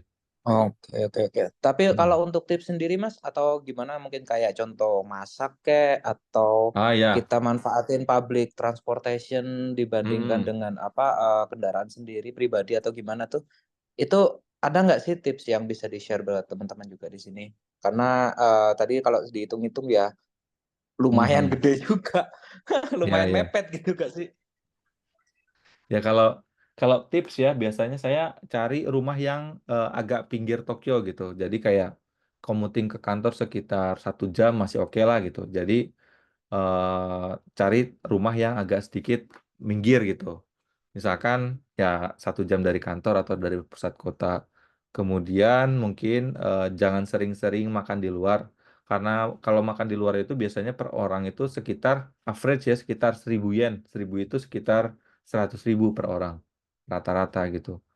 Kemudian kalau misalkan kita mau ngajak jalan-jalan ke sama anak-anak gitu ya. Misalkan anak istri. Itu untuk transportasi aja ke tengah kota misalkan itu kita butuh sekitar 2.000 yen atau 2.000 3.000 yen, 200 300 ribu yen. Jadi kurangin piknik gitu. Jadi di Jepang itu piknik itu juga menurutku menguras budget juga ya karena transportation cost di Jepang itu cenderung mahal gitu. Contoh kayak misalkan kita mau ke kantor aja ya. Kalau ke kantor itu kita butuh uang sekitar dari 300 yen atau 30.000 sampai bahkan lebih dari 2.000 yen. Jadi padahal itu contoh saya pribadi, rumah saya di Yokohama, kantor saya di Roppongi Hills, itu sekitar 1 jam commuting. Saya butuh sekitar hampir 90.000 untuk bolak-balik ke kantor 1 hari. Nah, teman-teman bisa bayangin kalau misalkan ngajak keluarga misalkan berempat gitu. Ya udah dikaliin aja gitu kan. 100.000 kali 4 untuk jalan-jalan doang gitu. Dan itu hanya untuk transportasi untuk kereta doang segitu. Nah, kemudian makan gitu kan, makan di luar itu sekitar 1.000 lah ya, yang paling common gitu, yang paling murah. Kalau rata-rata sih biasanya saya habis-habisnya kalau sama keluarga itu sekali keluar itu sekitar 1 harian ya teman-teman ya, 1 harian sekitar 1 juta sampai 2 juta sekali keluar gitu. Nah, jadi tips berhematnya ya jangan sering-sering keluar, kemudian cari aktivitas dekat-dekat rumah, kemudian cari rumah dekat yang agak agak minggir sedikit, kemudian sekolahin anak di sekolah lokal, kayak gitu Mas rata-rata. Dan uang segitu itu apa ya? Jangan bayangin kayak kita tuh mepet banget UMR di Indonesia. Enggak, teman-teman. Dengan uang segitu, itu tuh kita bisa makan sehat, kemudian dapat sedikit liburan gitu, sedikit liburan, bisa fresh, anak sakit nggak mikir, kemudian ketika kita ke klinik gitu karena sakit kita dapat perawatan yang bagus, dapat obat-obatan yang bagus, dapat dokter yang bagus juga. Kemudian ketika kita ngesekolahin anak di sekolah lokal Jepang, itu juga sekolahnya juga menurutku bagus, setingkat sama kayak apa ya? Kalau di Indonesia tuh mungkin kayak sekolah Al-Azhar kali ya, fasilitasnya juga bagus. Nah kayak gitu teman-teman. Oke. Mm-mm. Berarti kalau menurut Mas sendiri prefer naik kendaraan umum ya atau pakai kendaraan pribadi? Kan secara tadi kalau Mm-mm. semuanya kita mau milih buat jauh dari kantor itu Mm-mm. ada dependensi di inilah transportasi lah ya. Di mana kita tahu budaya Jepang itu menghargai banget di waktu. Takutnya Mm-mm. tidak tiba-tiba ada problem gitu, entah itu macet, entah itu apa transportasinya ada masalah. Jadi kalau prefer menurut Mas sendiri itu kita lebih korbanin waktu atau lebih korbanin duit untuk nyewa yang lebih dekat dari kantor? Kalau menurut Masnya sendiri gimana? Kalau kalau aku prefer commuting 1 jam itu masih oke. Jadi buat aku nggak masalah. Jadi aku milih agak minggir. Toh rata-rata pekerja di Jepang itu uang transportasinya itu diganti sama kantor. Nah, itu informasi yang belum aku sebutin. Jadi misalkan dalam 1 bulan kita butuh komut misalkan 2 juta gitu, 2 juta rupiah. Nah, itu nanti uang komuting diganti sama kantor. Jadi ketika kita tinggal jauh banget dari kantor pun itu nggak ada masalah gitu. Dan plafon transportasinya itu biasanya besar, sekitar bisa bisa nyampe 4 juta atau 5 juta itu juga bisa ke cover gitu. Rata-rata kayak gitu. Nah, makanya aku prefer Oke. untuk rumah di jauh gitu. Dan kalau Tapi orang Jepang itu transportasi jarang gangguan ya Mas ya? Kayak hampir macet atau bilang gangguan gitu. kalau macet naik kendaraan pribadi itu macet Mas kalau ke tengah kota ya, gitu jam-jam sibuk itu macet. Tapi kalau orang-orang Jepang itu kalau ke kantor pakainya public transport, pakai Oke. kereta gitu ya. Dan itu nggak hampir dibilang nggak pernah gangguan. Kalaupun terlambat ya paling cuma 1-2 menit gitu. Oke, siap. Oke, thank you Mas. Hmm. Yuk sama-sama. Oke, Mas Goni, Hmm. kira-kira di slide-nya masih ada yang mau di-share nggak? Kalau nggak, aku mau lanjut ke Q&A nih. Kayaknya di kolom chat kita udah banyak nih yang nanya-nanya. Mau aku bacain satu-satu nih. Apa ya? Udah sih Mas Dito, kayaknya ya ini ntar bisa aku. Oh ya, Oh, nih ini sedikit informasi menarik boleh nih nih, yang buat penggemar buat ini nih JDM ya, nih. penggemar JDM nih. Nah, jadi teman-teman di Jepang itu tadi nyambung dari pertanyaan dari Mas Zulfikar ya. Jadi mendingan beli mobil apa pakai pakai transport nih. Jadi uniknya di Jepang itu orang itu pada males buat beli mobil karena beli mobil itu kos satu. Karena kalau kita ke Jepang itu di Jepang mobil itu kita harus bayar parkir. Parkir di apartemen kita itu belum belum include sama parkir. Parkir itu kalau di rumah saya nih misalkan nih itu bayarnya 1.500.000 per bulan. Nah, kalau misalkan di tengah kota itu bisa rumah-rumah teman-teman di tengah kota gitu ya, di Tokyo Center misalkan. Itu bisa sekitar 4 juta itu buat eh, garasinya doang. 4 juta atau bahkan 5 juta itu buat garasinya doang.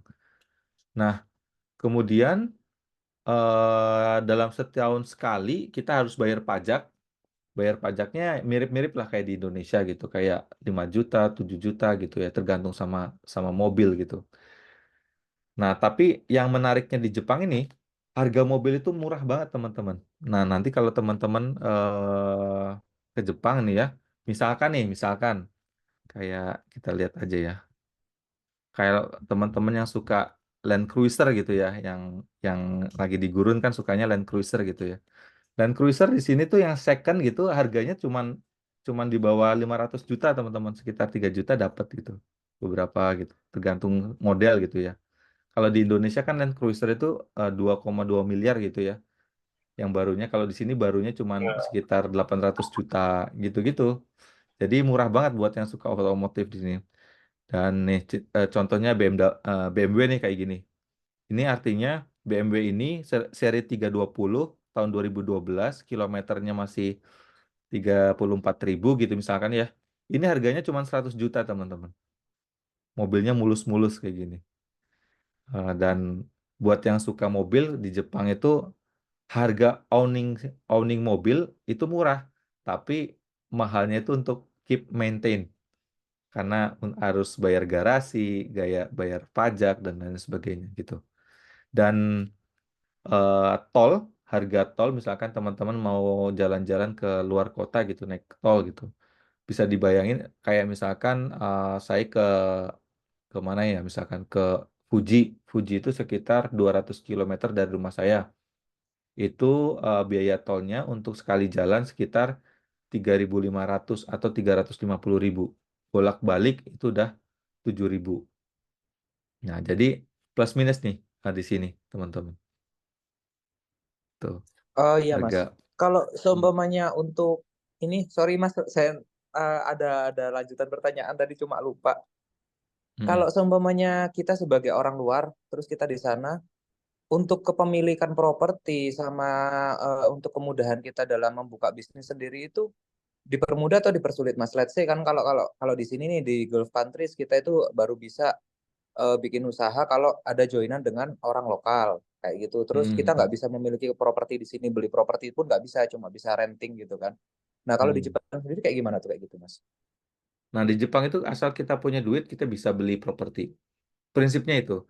Cuman kalau misalkan kayak saya nih, kayak saya nggak punya duit nih, mau beli properti. Nah, properti di Jepang itu misalkan satu rumah gitu ya, di pinggiran kota harganya sekitar 5 miliar, teman-teman.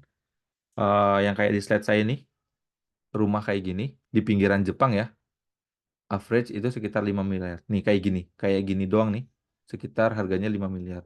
Kalau dekat sama station itu sekitar 10 miliar.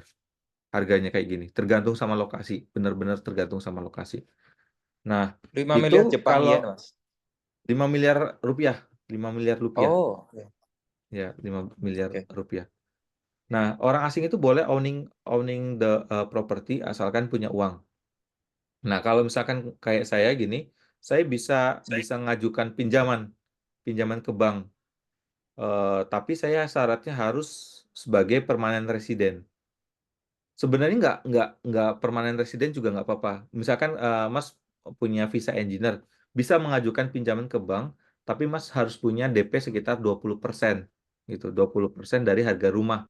Jadi misalkan punya 1 miliar baru bisa beli rumah, dan nanti sisanya dicicil. Dan rate-nya antara permanent resident holder sama non permanent resident holder itu bunganya bedanya lumayan. Kayak misalkan di Jepang itu kan terkenal sama bunganya rendah ya.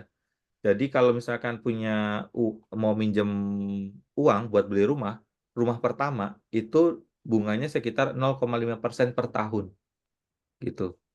Jadi beneficial banget buat teman-teman sini di Jepang untuk apply permanent resident, abis itu bisa beli rumah gitu.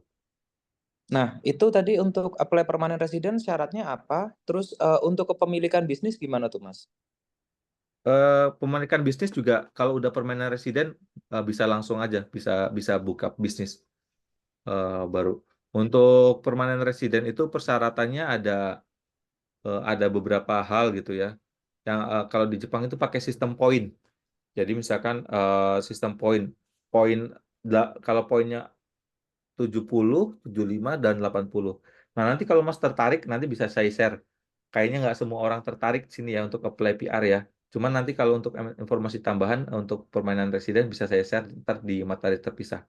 Jadi di Jepang itu Mas Goni, PR itu, yes, Mas Adrian. sorry, tadi aku di kolom pertanyaan itu aku ada share linknya juga, link dari MOJ-nya Ministry of Justice Jepang. Jadi udah bisa dilihat di sana juga mungkin.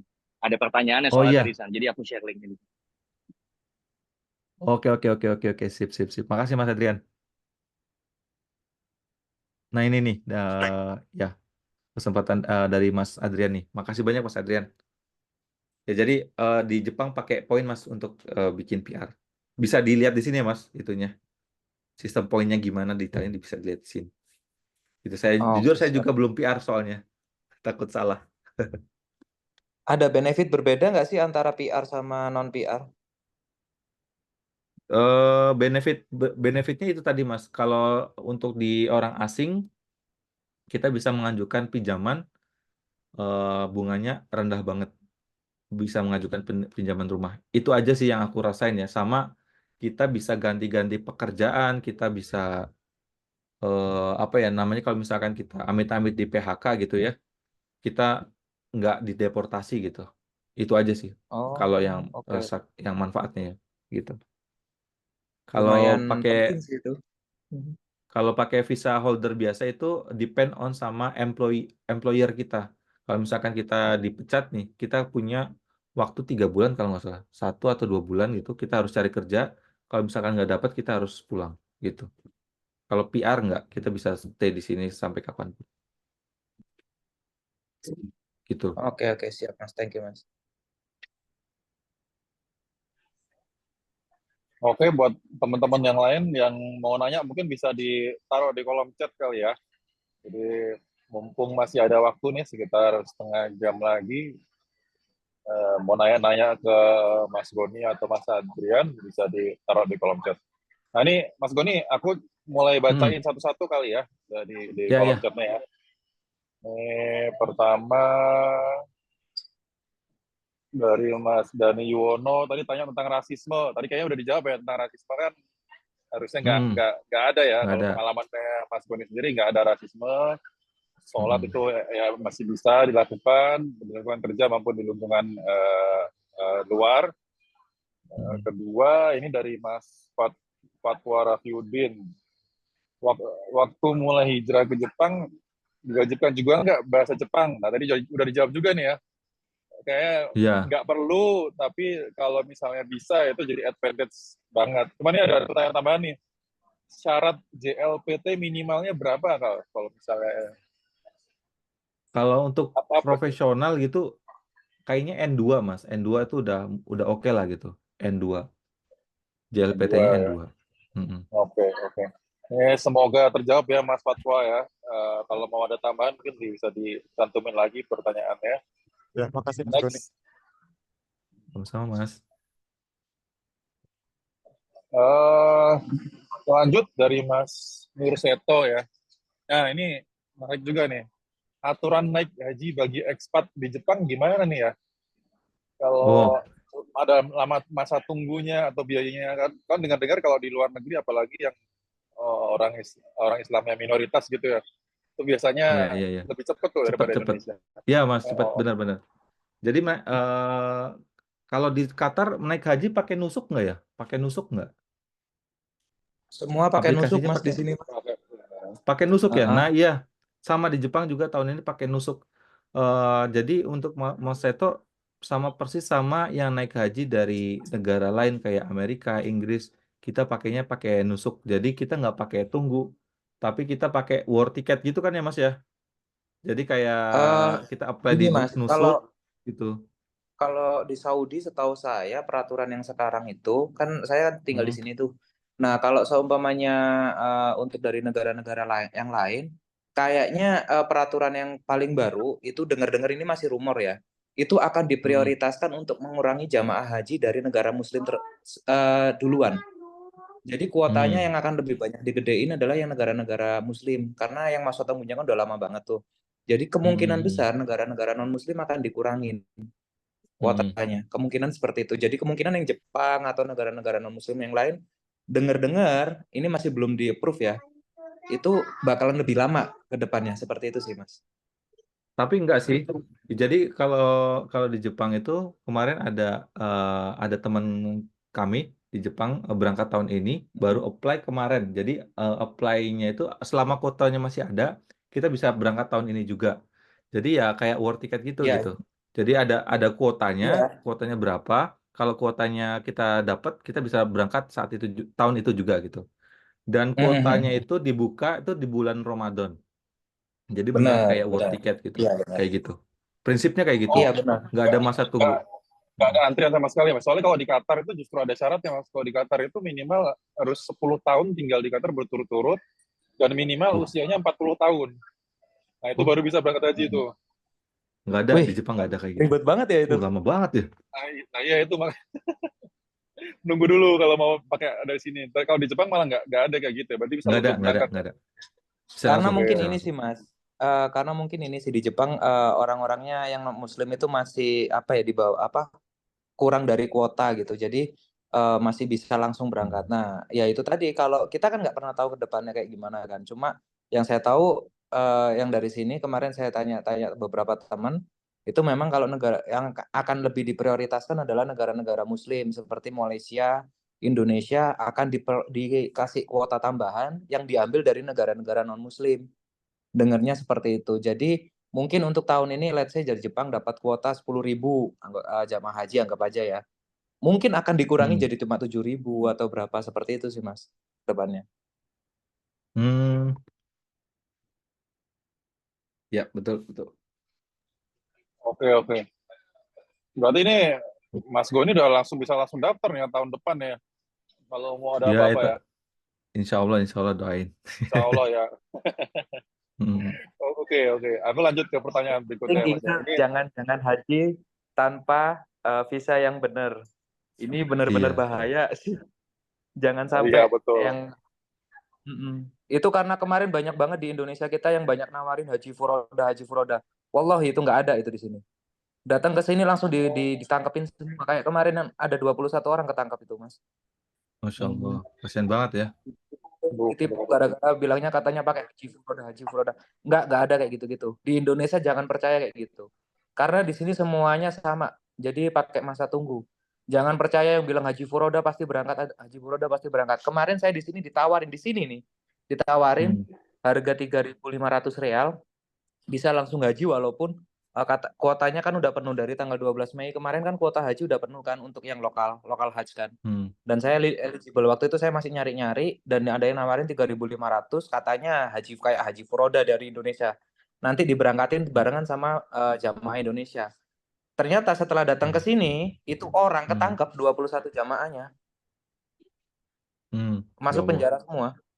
Masuk penjara ya? Langsung penjara, Mas. Langsung penjara kalau tiap orang bukan tiap agennya orang tuh, dapat Mas. Bukan Iya. agennya ya? Kita kan nggak tahu ya. Semuanya Kasihan kena, banget. Mas. Termasuk orang Indonesianya. Jadi masuk penjara selama 7 hari terus ada rencana deportasi plus di blacklist selama 8 tahun. Ya Allah. Waduh, Jadi 8 jangan tahun. percaya. Ini dari info aja, jangan percaya yang namanya haji furoda di Indonesia itu nggak ada di sini. Semuanya pakai kuota. Oh, oke Mas. Makasih Mas infonya Mas. Info yang bagus nih buat teman-teman yang mau berangkat haji nih ya. Ya. Oke, Mas Goni, pertanyaan selanjutnya mungkin dari Mas Ewin Wijaya nih ya. Ceritain standar living cost for family plus anak. Nah, kayaknya tadi udah ceritain juga ya sebenarnya tentang living cost-nya ya. Cuman kalau secara family kayaknya tergantung jumlah anaknya juga ya Mas Goni ya. Kalau anaknya 4 kayak saya ini masih memungkinkan nggak tuh Mas ya dengan gaji yang istilahnya ya, average dari di sana?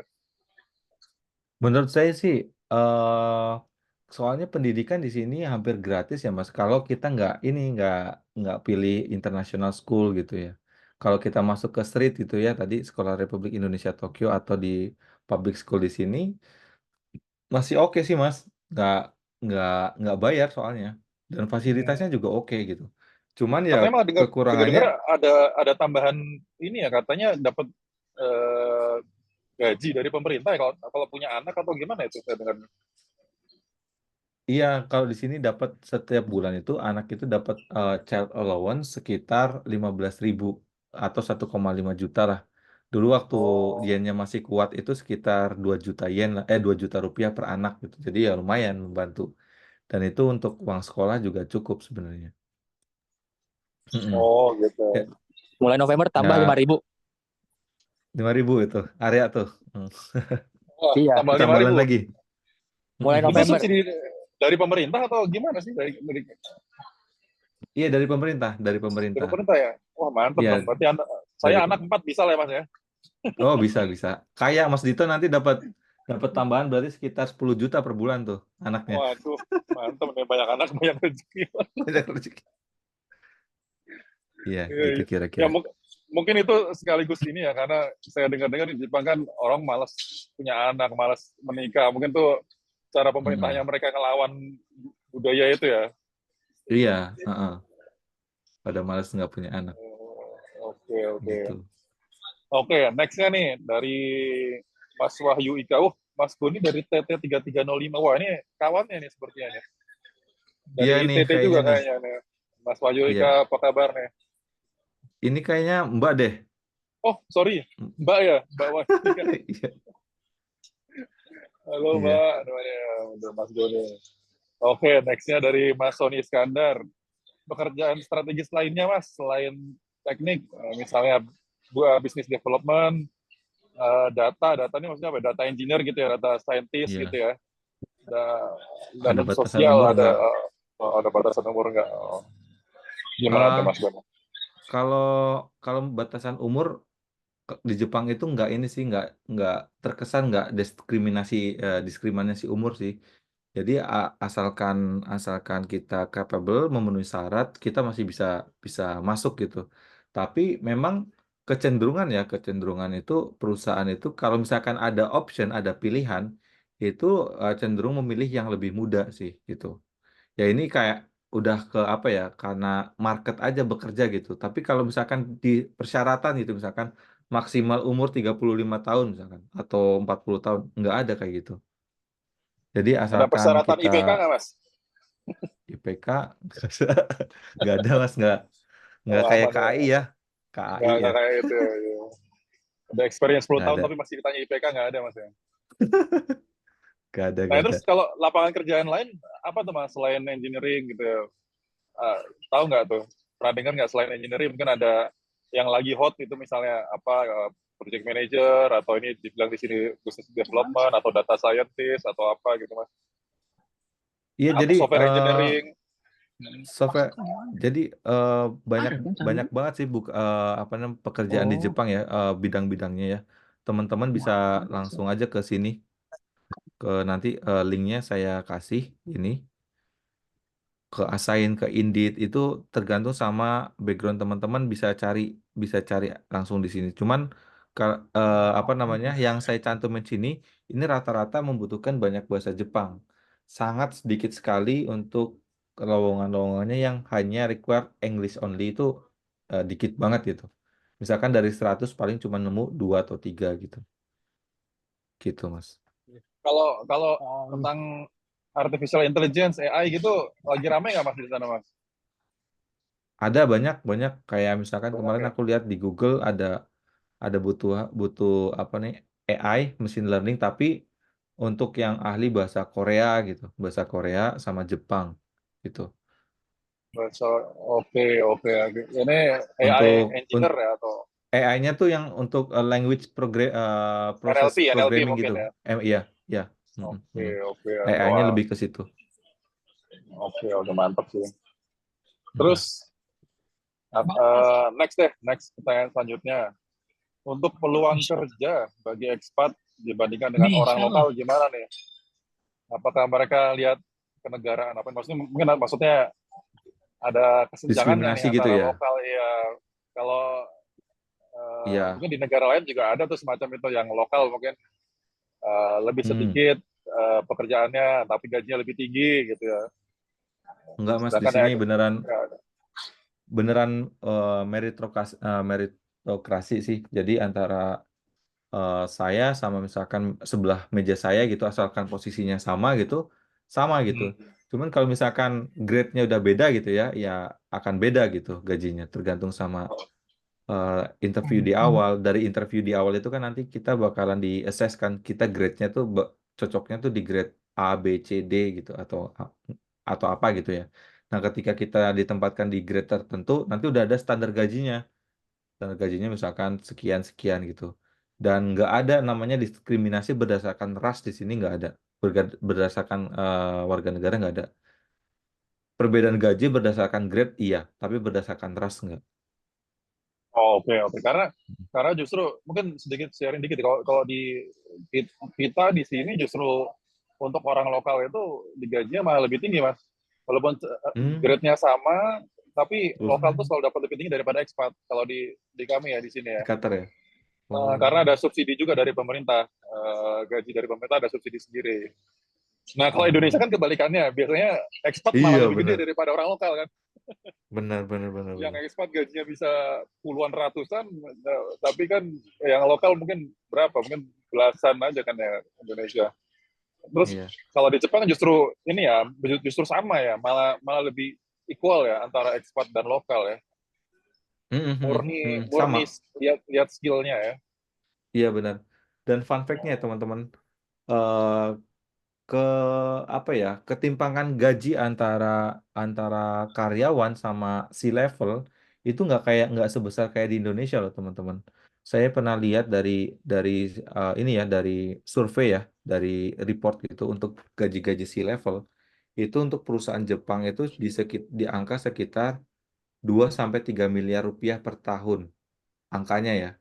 Padahal kayak misalkan teman-teman bisa lihat 2-3 miliar itu eh, 2-3 miliar itu sama dengan 20 sampai 30 juta per tahun. Nah, padahal teman-teman bisa lihat nih, misalkan untuk gaji engineer aja ya kan, misalkan sistem development engineer nih, ada yang bisa sampai 13 juta.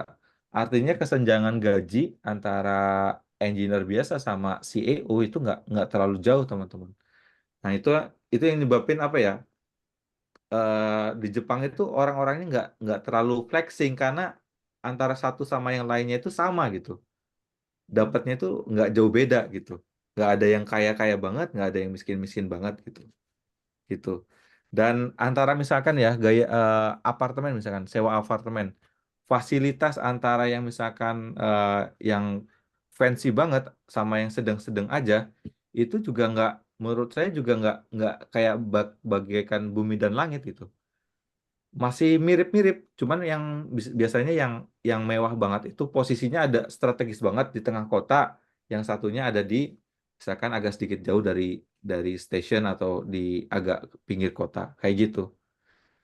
Ya, menurutku Jepang itu desain kotanya, desain apa namanya sosialnya itu bagus banget sih.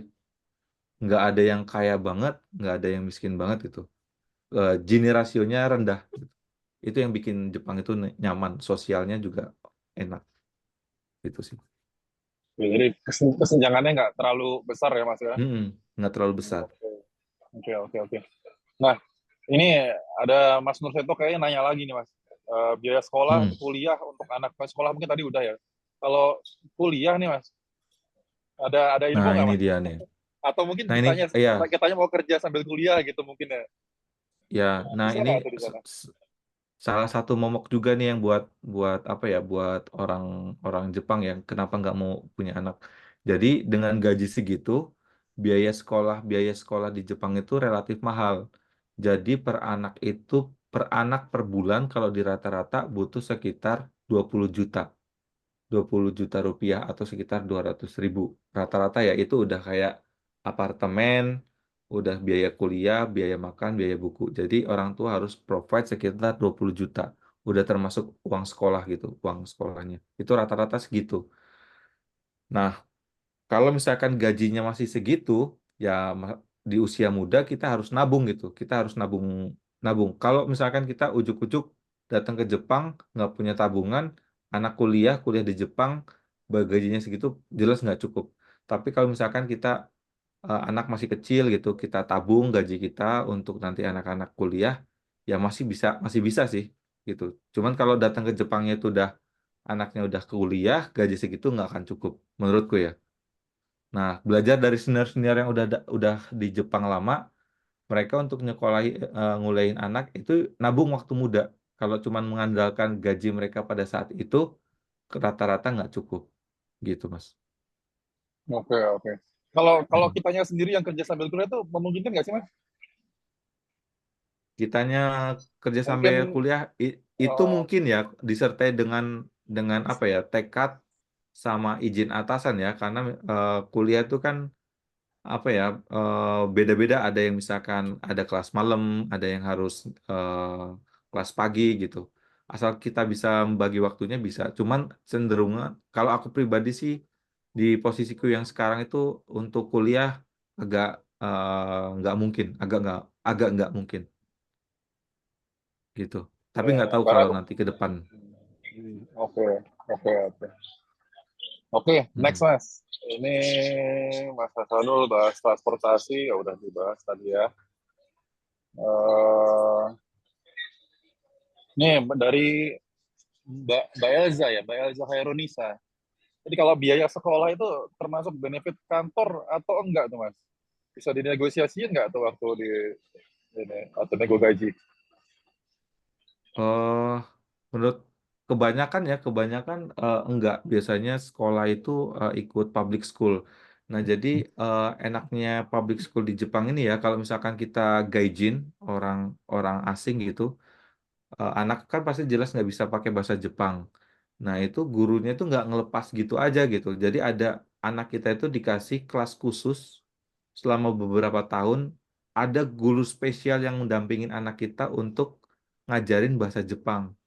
Jadinya menurutku aku kebantu banget sih sama program pemerintah gitu. Jadi untuk sekolah buat aku nggak ada masalah di apa ya, di public school Jepang. Asalkan orang tuanya juga mau ikut belajar ya sama anaknya.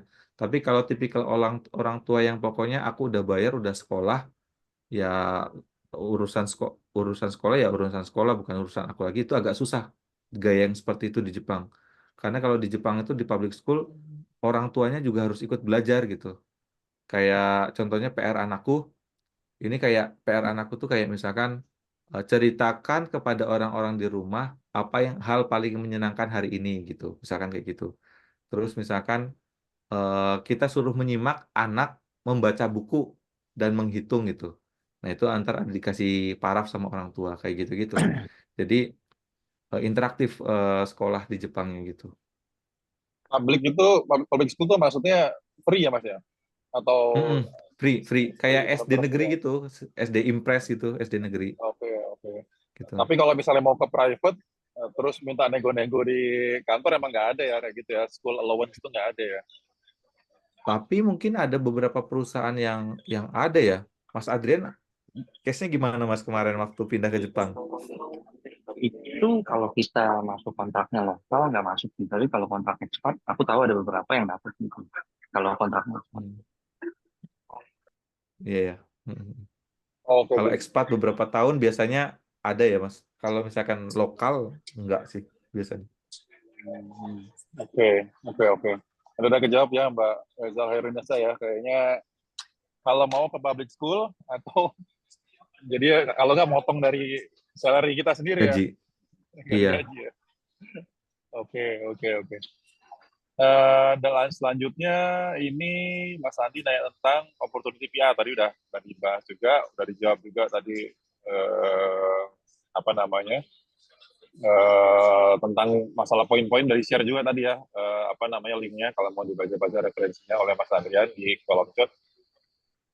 Mm-mm. Ini ada dari Mas Andika Bekti nanya khusus untuk Jepang Oh, baru bisa apply PR.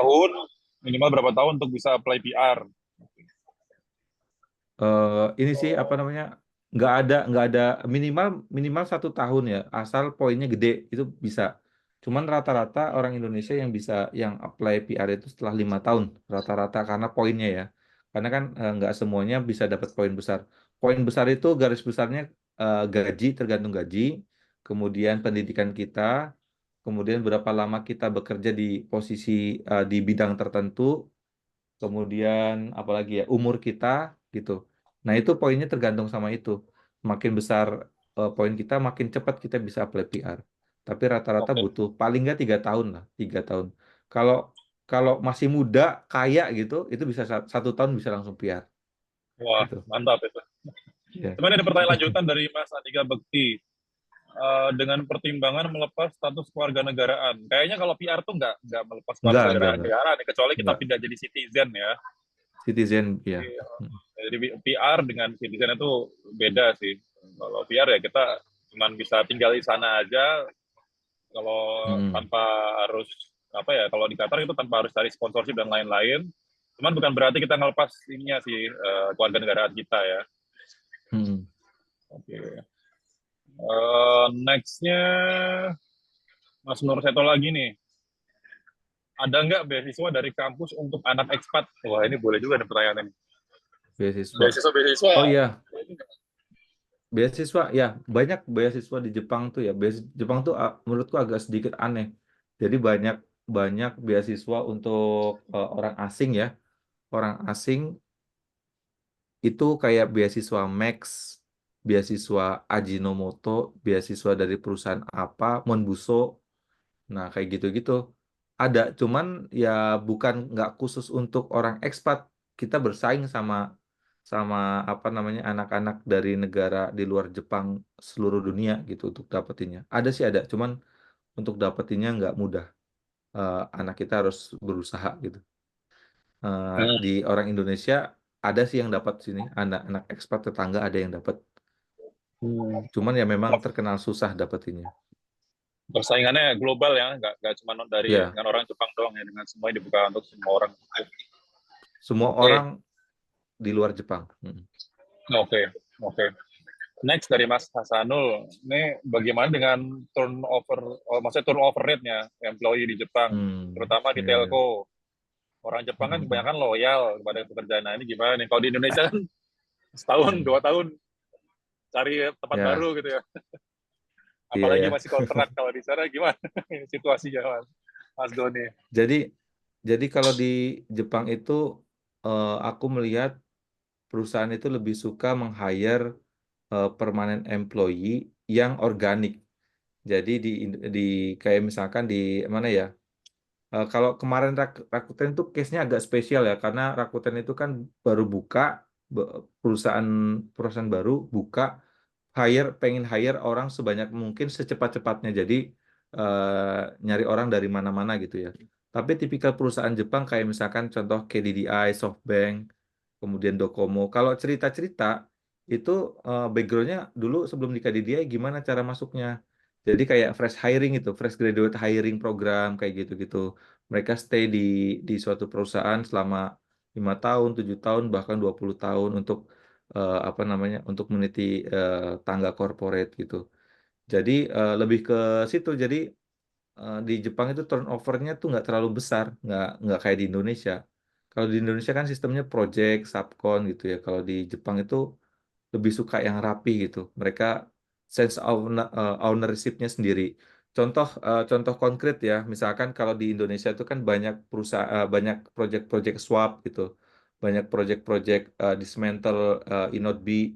Nah, tipikal di perusahaan Jepang itu mereka kerjain in-house sendiri untuk integrasinya, untuk nge-swapnya, untuk configure bad Inotbi-nya itu ngerjain sendiri gitu. Gitu sih. Oke, Jadi turnovernya nggak gede oke. gitu. Berarti bener ya tadi dibilang ini orang Jepang tuh emang loyal, emang ya, ya bener itu ya. Lebih Mm-mm. senang dengan orang yang loyal, yang lama dengan perusahaannya. Oke, Mm. nextnya dari Mas Umar. Ada nggak Mas company Jepang yang provide visa kerja, dan biasanya apa potong gaji? Oh gitu. Mm. Nggak, Harusnya sih gimana Mas Doni? enggak sih. Jadi Biasanya kalau visa itu tetap kayak diurusin ya? ya diurusin. Mm-mm. Kayak misalkan saya pertama datang ke Jepang, saya dapat visa 1 tahun, pertama 1 tahun gitu. Jadi ya nggak ada potong gaji, nggak ada potong gaji, nggak Oke, dapat. oke. Saya datang ke Jepang tinggal kerja aja gitu. Ya, kecuali mungkin visa visa keluarga kali ya. Visa keluarga juga diurusin waktu itu, Oh, case saya. diurusin. Heeh, Oh, oke, heeh. oke, oke. Mm. Tanpa keluar dari ini ya, kocak kita ya. Kita cuma Nggak. masukin aja keluarga ya. Oh, oke, oke. Ya, Wah, enak. Ya. dan visa Jepang itu termasuk murah loh, teman-teman. Kayak misalkan saya apply visa ya untuk ke Jepang itu kan butuh COE, Certificate of Eligibility. Itu saya ngurus eh, bukan saya sih, temen ngurus di sini. Kalau kita ngurus sendiri itu cuman kita butuh beli perangko perangko revenue ya, stamp revenue itu cuman 4.000 yen atau 400.000. Tapi beda lagi kalau misalkan teman-teman minta diurusin sama lawyer misalkan. Itu bisa habis sekitar 20.000 atau 2 juta per orang. 2 juta atau 3 juta gitu, tergantung sama lawyernya. Gitu. Tapi kalau kita gerak sendiri cuma 4.000, 400.000. 4.000 yen atau 400.000 rupiah gitu. Untuk PR juga gitu teman-teman. Untuk PR kalau kita gerak sendiri gitu ya, eh, ngurus sendiri, kemudian kita ke imigrasi sendiri, kita cuma beli stamp revenue itu sekitar 4.000 atau 5.000 yen lah habis. Jadi kalau satu keluarga paling cuma butuh sekitar 2 juta. Tapi kalau kita diurusin itu bisa sampai 200.000 gitu, tergantung sama apa kesepakatan sama lawyer gitu. Oke, oke. Hmm. By the way, ini udah 2 jam ya. Mungkin sesuai jadwal, kayaknya udah waktunya ini ya. Cuman ini ada aku baca satu pertanyaan lagi kali Mas Doni ya. Satu pertanyaan aja Ya dari boleh. Mas Hmm. Yogi Kusuma yang terakhir nih. Ini kalau di Jepang ada perusahaan subkon telco seperti di Indonesia nggak ya? Kayak Nextwave, CCSI, Iya G1 iya dan iya. Iya. sebagainya. Yo. Apakah mungkin subkon dari luar Jepang masuk dan berbisnis telco di Jepang? Wah, Itu aduh Mas Boni biasanya aware ya nggak nih? kalau kalau kayak gini tuh biasanya tuh Japanese will do business only with Japanese. Biasanya kayak Hmm. gitu, Mas. Soalnya mereka kendala sama culture, bahasa gitu kan. Mereka lebih comfort sama sesama Japanese. Jadi jarang banget kayak ada orang asing itu masuk ke Jepang untuk bikin subkon di Indonesia. Dan kayak aku bilang tadi, orang Jepang itu, operator Jepang itu kecenderungan tuh semuanya ngelakuinnya in-house sendiri gitu. Kecuali hal-hal yang memang di luar kapabilitasnya operator ya, kayak misalkan eh, bikin menara, misalkan menara untuk bikin menara gitu. Itu butuh orang construction site gitu sih. Iya, Tapi iya. kalau untuk integrasinya, untuk misalkan masang perangkatnya mungkin masih dikerjain sendiri kayak gitu. Tergantung sama ini sih, sama operator masing-masing. Tapi itu ada benernya juga ya yang tadi Mas Goni bilang ya, kalau orang Jepang kayaknya lebih lebih pengennya berbisnis sama orang Jepang juga ya. Karena setahu Mm-mm. saya juga di Indonesia tuh ada perusahaan, mungkin ada teman-teman juga dari sini yang nggak seleb, IIJ, itu pernah dengar, atau ada teman-teman di sana, itu kan semacam subkon juga ya, atau sistem integrator gitu, itu ngerjain Mm. proyek-proyeknya orang-orang Jepang juga tuh. Jadi ada perusahaan Hmm, Jepang di Indonesia, ya mereka nge-hire tenaganya dari IIJ ini, di situ. Indonesia. Ya, jadi Iya, iya. sama perusahaan Jepang itu. Kan nanti ada perusahaan Jepang yang buka cabang di misalnya apa ya, Toyota atau Mitsubishi buka di Amerika. Dia butuh orang ya, dia hire-nya subkonnya perusahaan Jepang juga, si IJ ini juga nih di sana gitu. Jadi emang Mm-mm. bener sih itu yang kata Mas Goni, itu orang Jepang kayaknya lebih senangnya sama orang Jepang Iya. juga. Coba aja Oke deh kayaknya. kayak ya, aku punya temen orang otomotif juga tuh kan, kerja di Cikarang, banyak perusahaan Toyota, Nissan gitu. Supplier-suppliernya perusahaan Jepang semua itu. Nggak ada orang Indonesia, perusahaan Indonesia yang masuk, atau Korea atau Cina yang supply Toyota gitu. Gitu. Jadi Iya, betul. Japanese will do business with Japanese Iya, gitu. Iya, betul, betul. kalau yang Toyota itu setahu saya emang benar nggak ada yang buka buat suppliernya karena mereka punya part mereka sendiri. Tapi kalau untuk konsultan banyak Mas, kan saya kerja di Toyota itu kemarin. Oh iya iya. Oh, Lumayan banyak, konsultannya lumayan banyak, terutama dari Europe itu lebih banyak sih, Europe ya. Poland kayak gitu, banyak. Ha.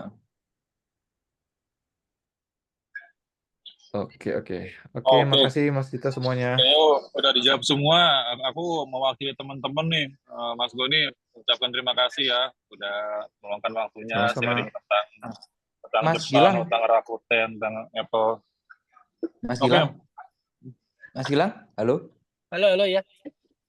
ya, Mas Gilang, untuk yang rekamannya yang dari awal yang Qatar sama Saudi itu masih ada nggak? Soalnya ada beberapa Nah, yang minta tuh kalau itu ngedirect message ke saya. kalau itu kebetulan belum pernah di-record, Mas. Karena waktu itu Iya ya. benar-benar ini banget, nggak di konsep, nggak di prepare, nggak Masih apa. belum belum. Belum. Kita juga belum ada nama EPC-nya juga. Tapi nantilah Uh-uh. saya coba diskusi sama teman-teman yang ada di Qatar. Kita adain lagi. Tapi kalau bisa sih jangan saya lagi. Gantian orangnya. Iya, Gantian nanti. saya juga kalau yang Saudi jangan saya juga ada Nanti banyak yang lain. nanti cari-cari orang lagi lah.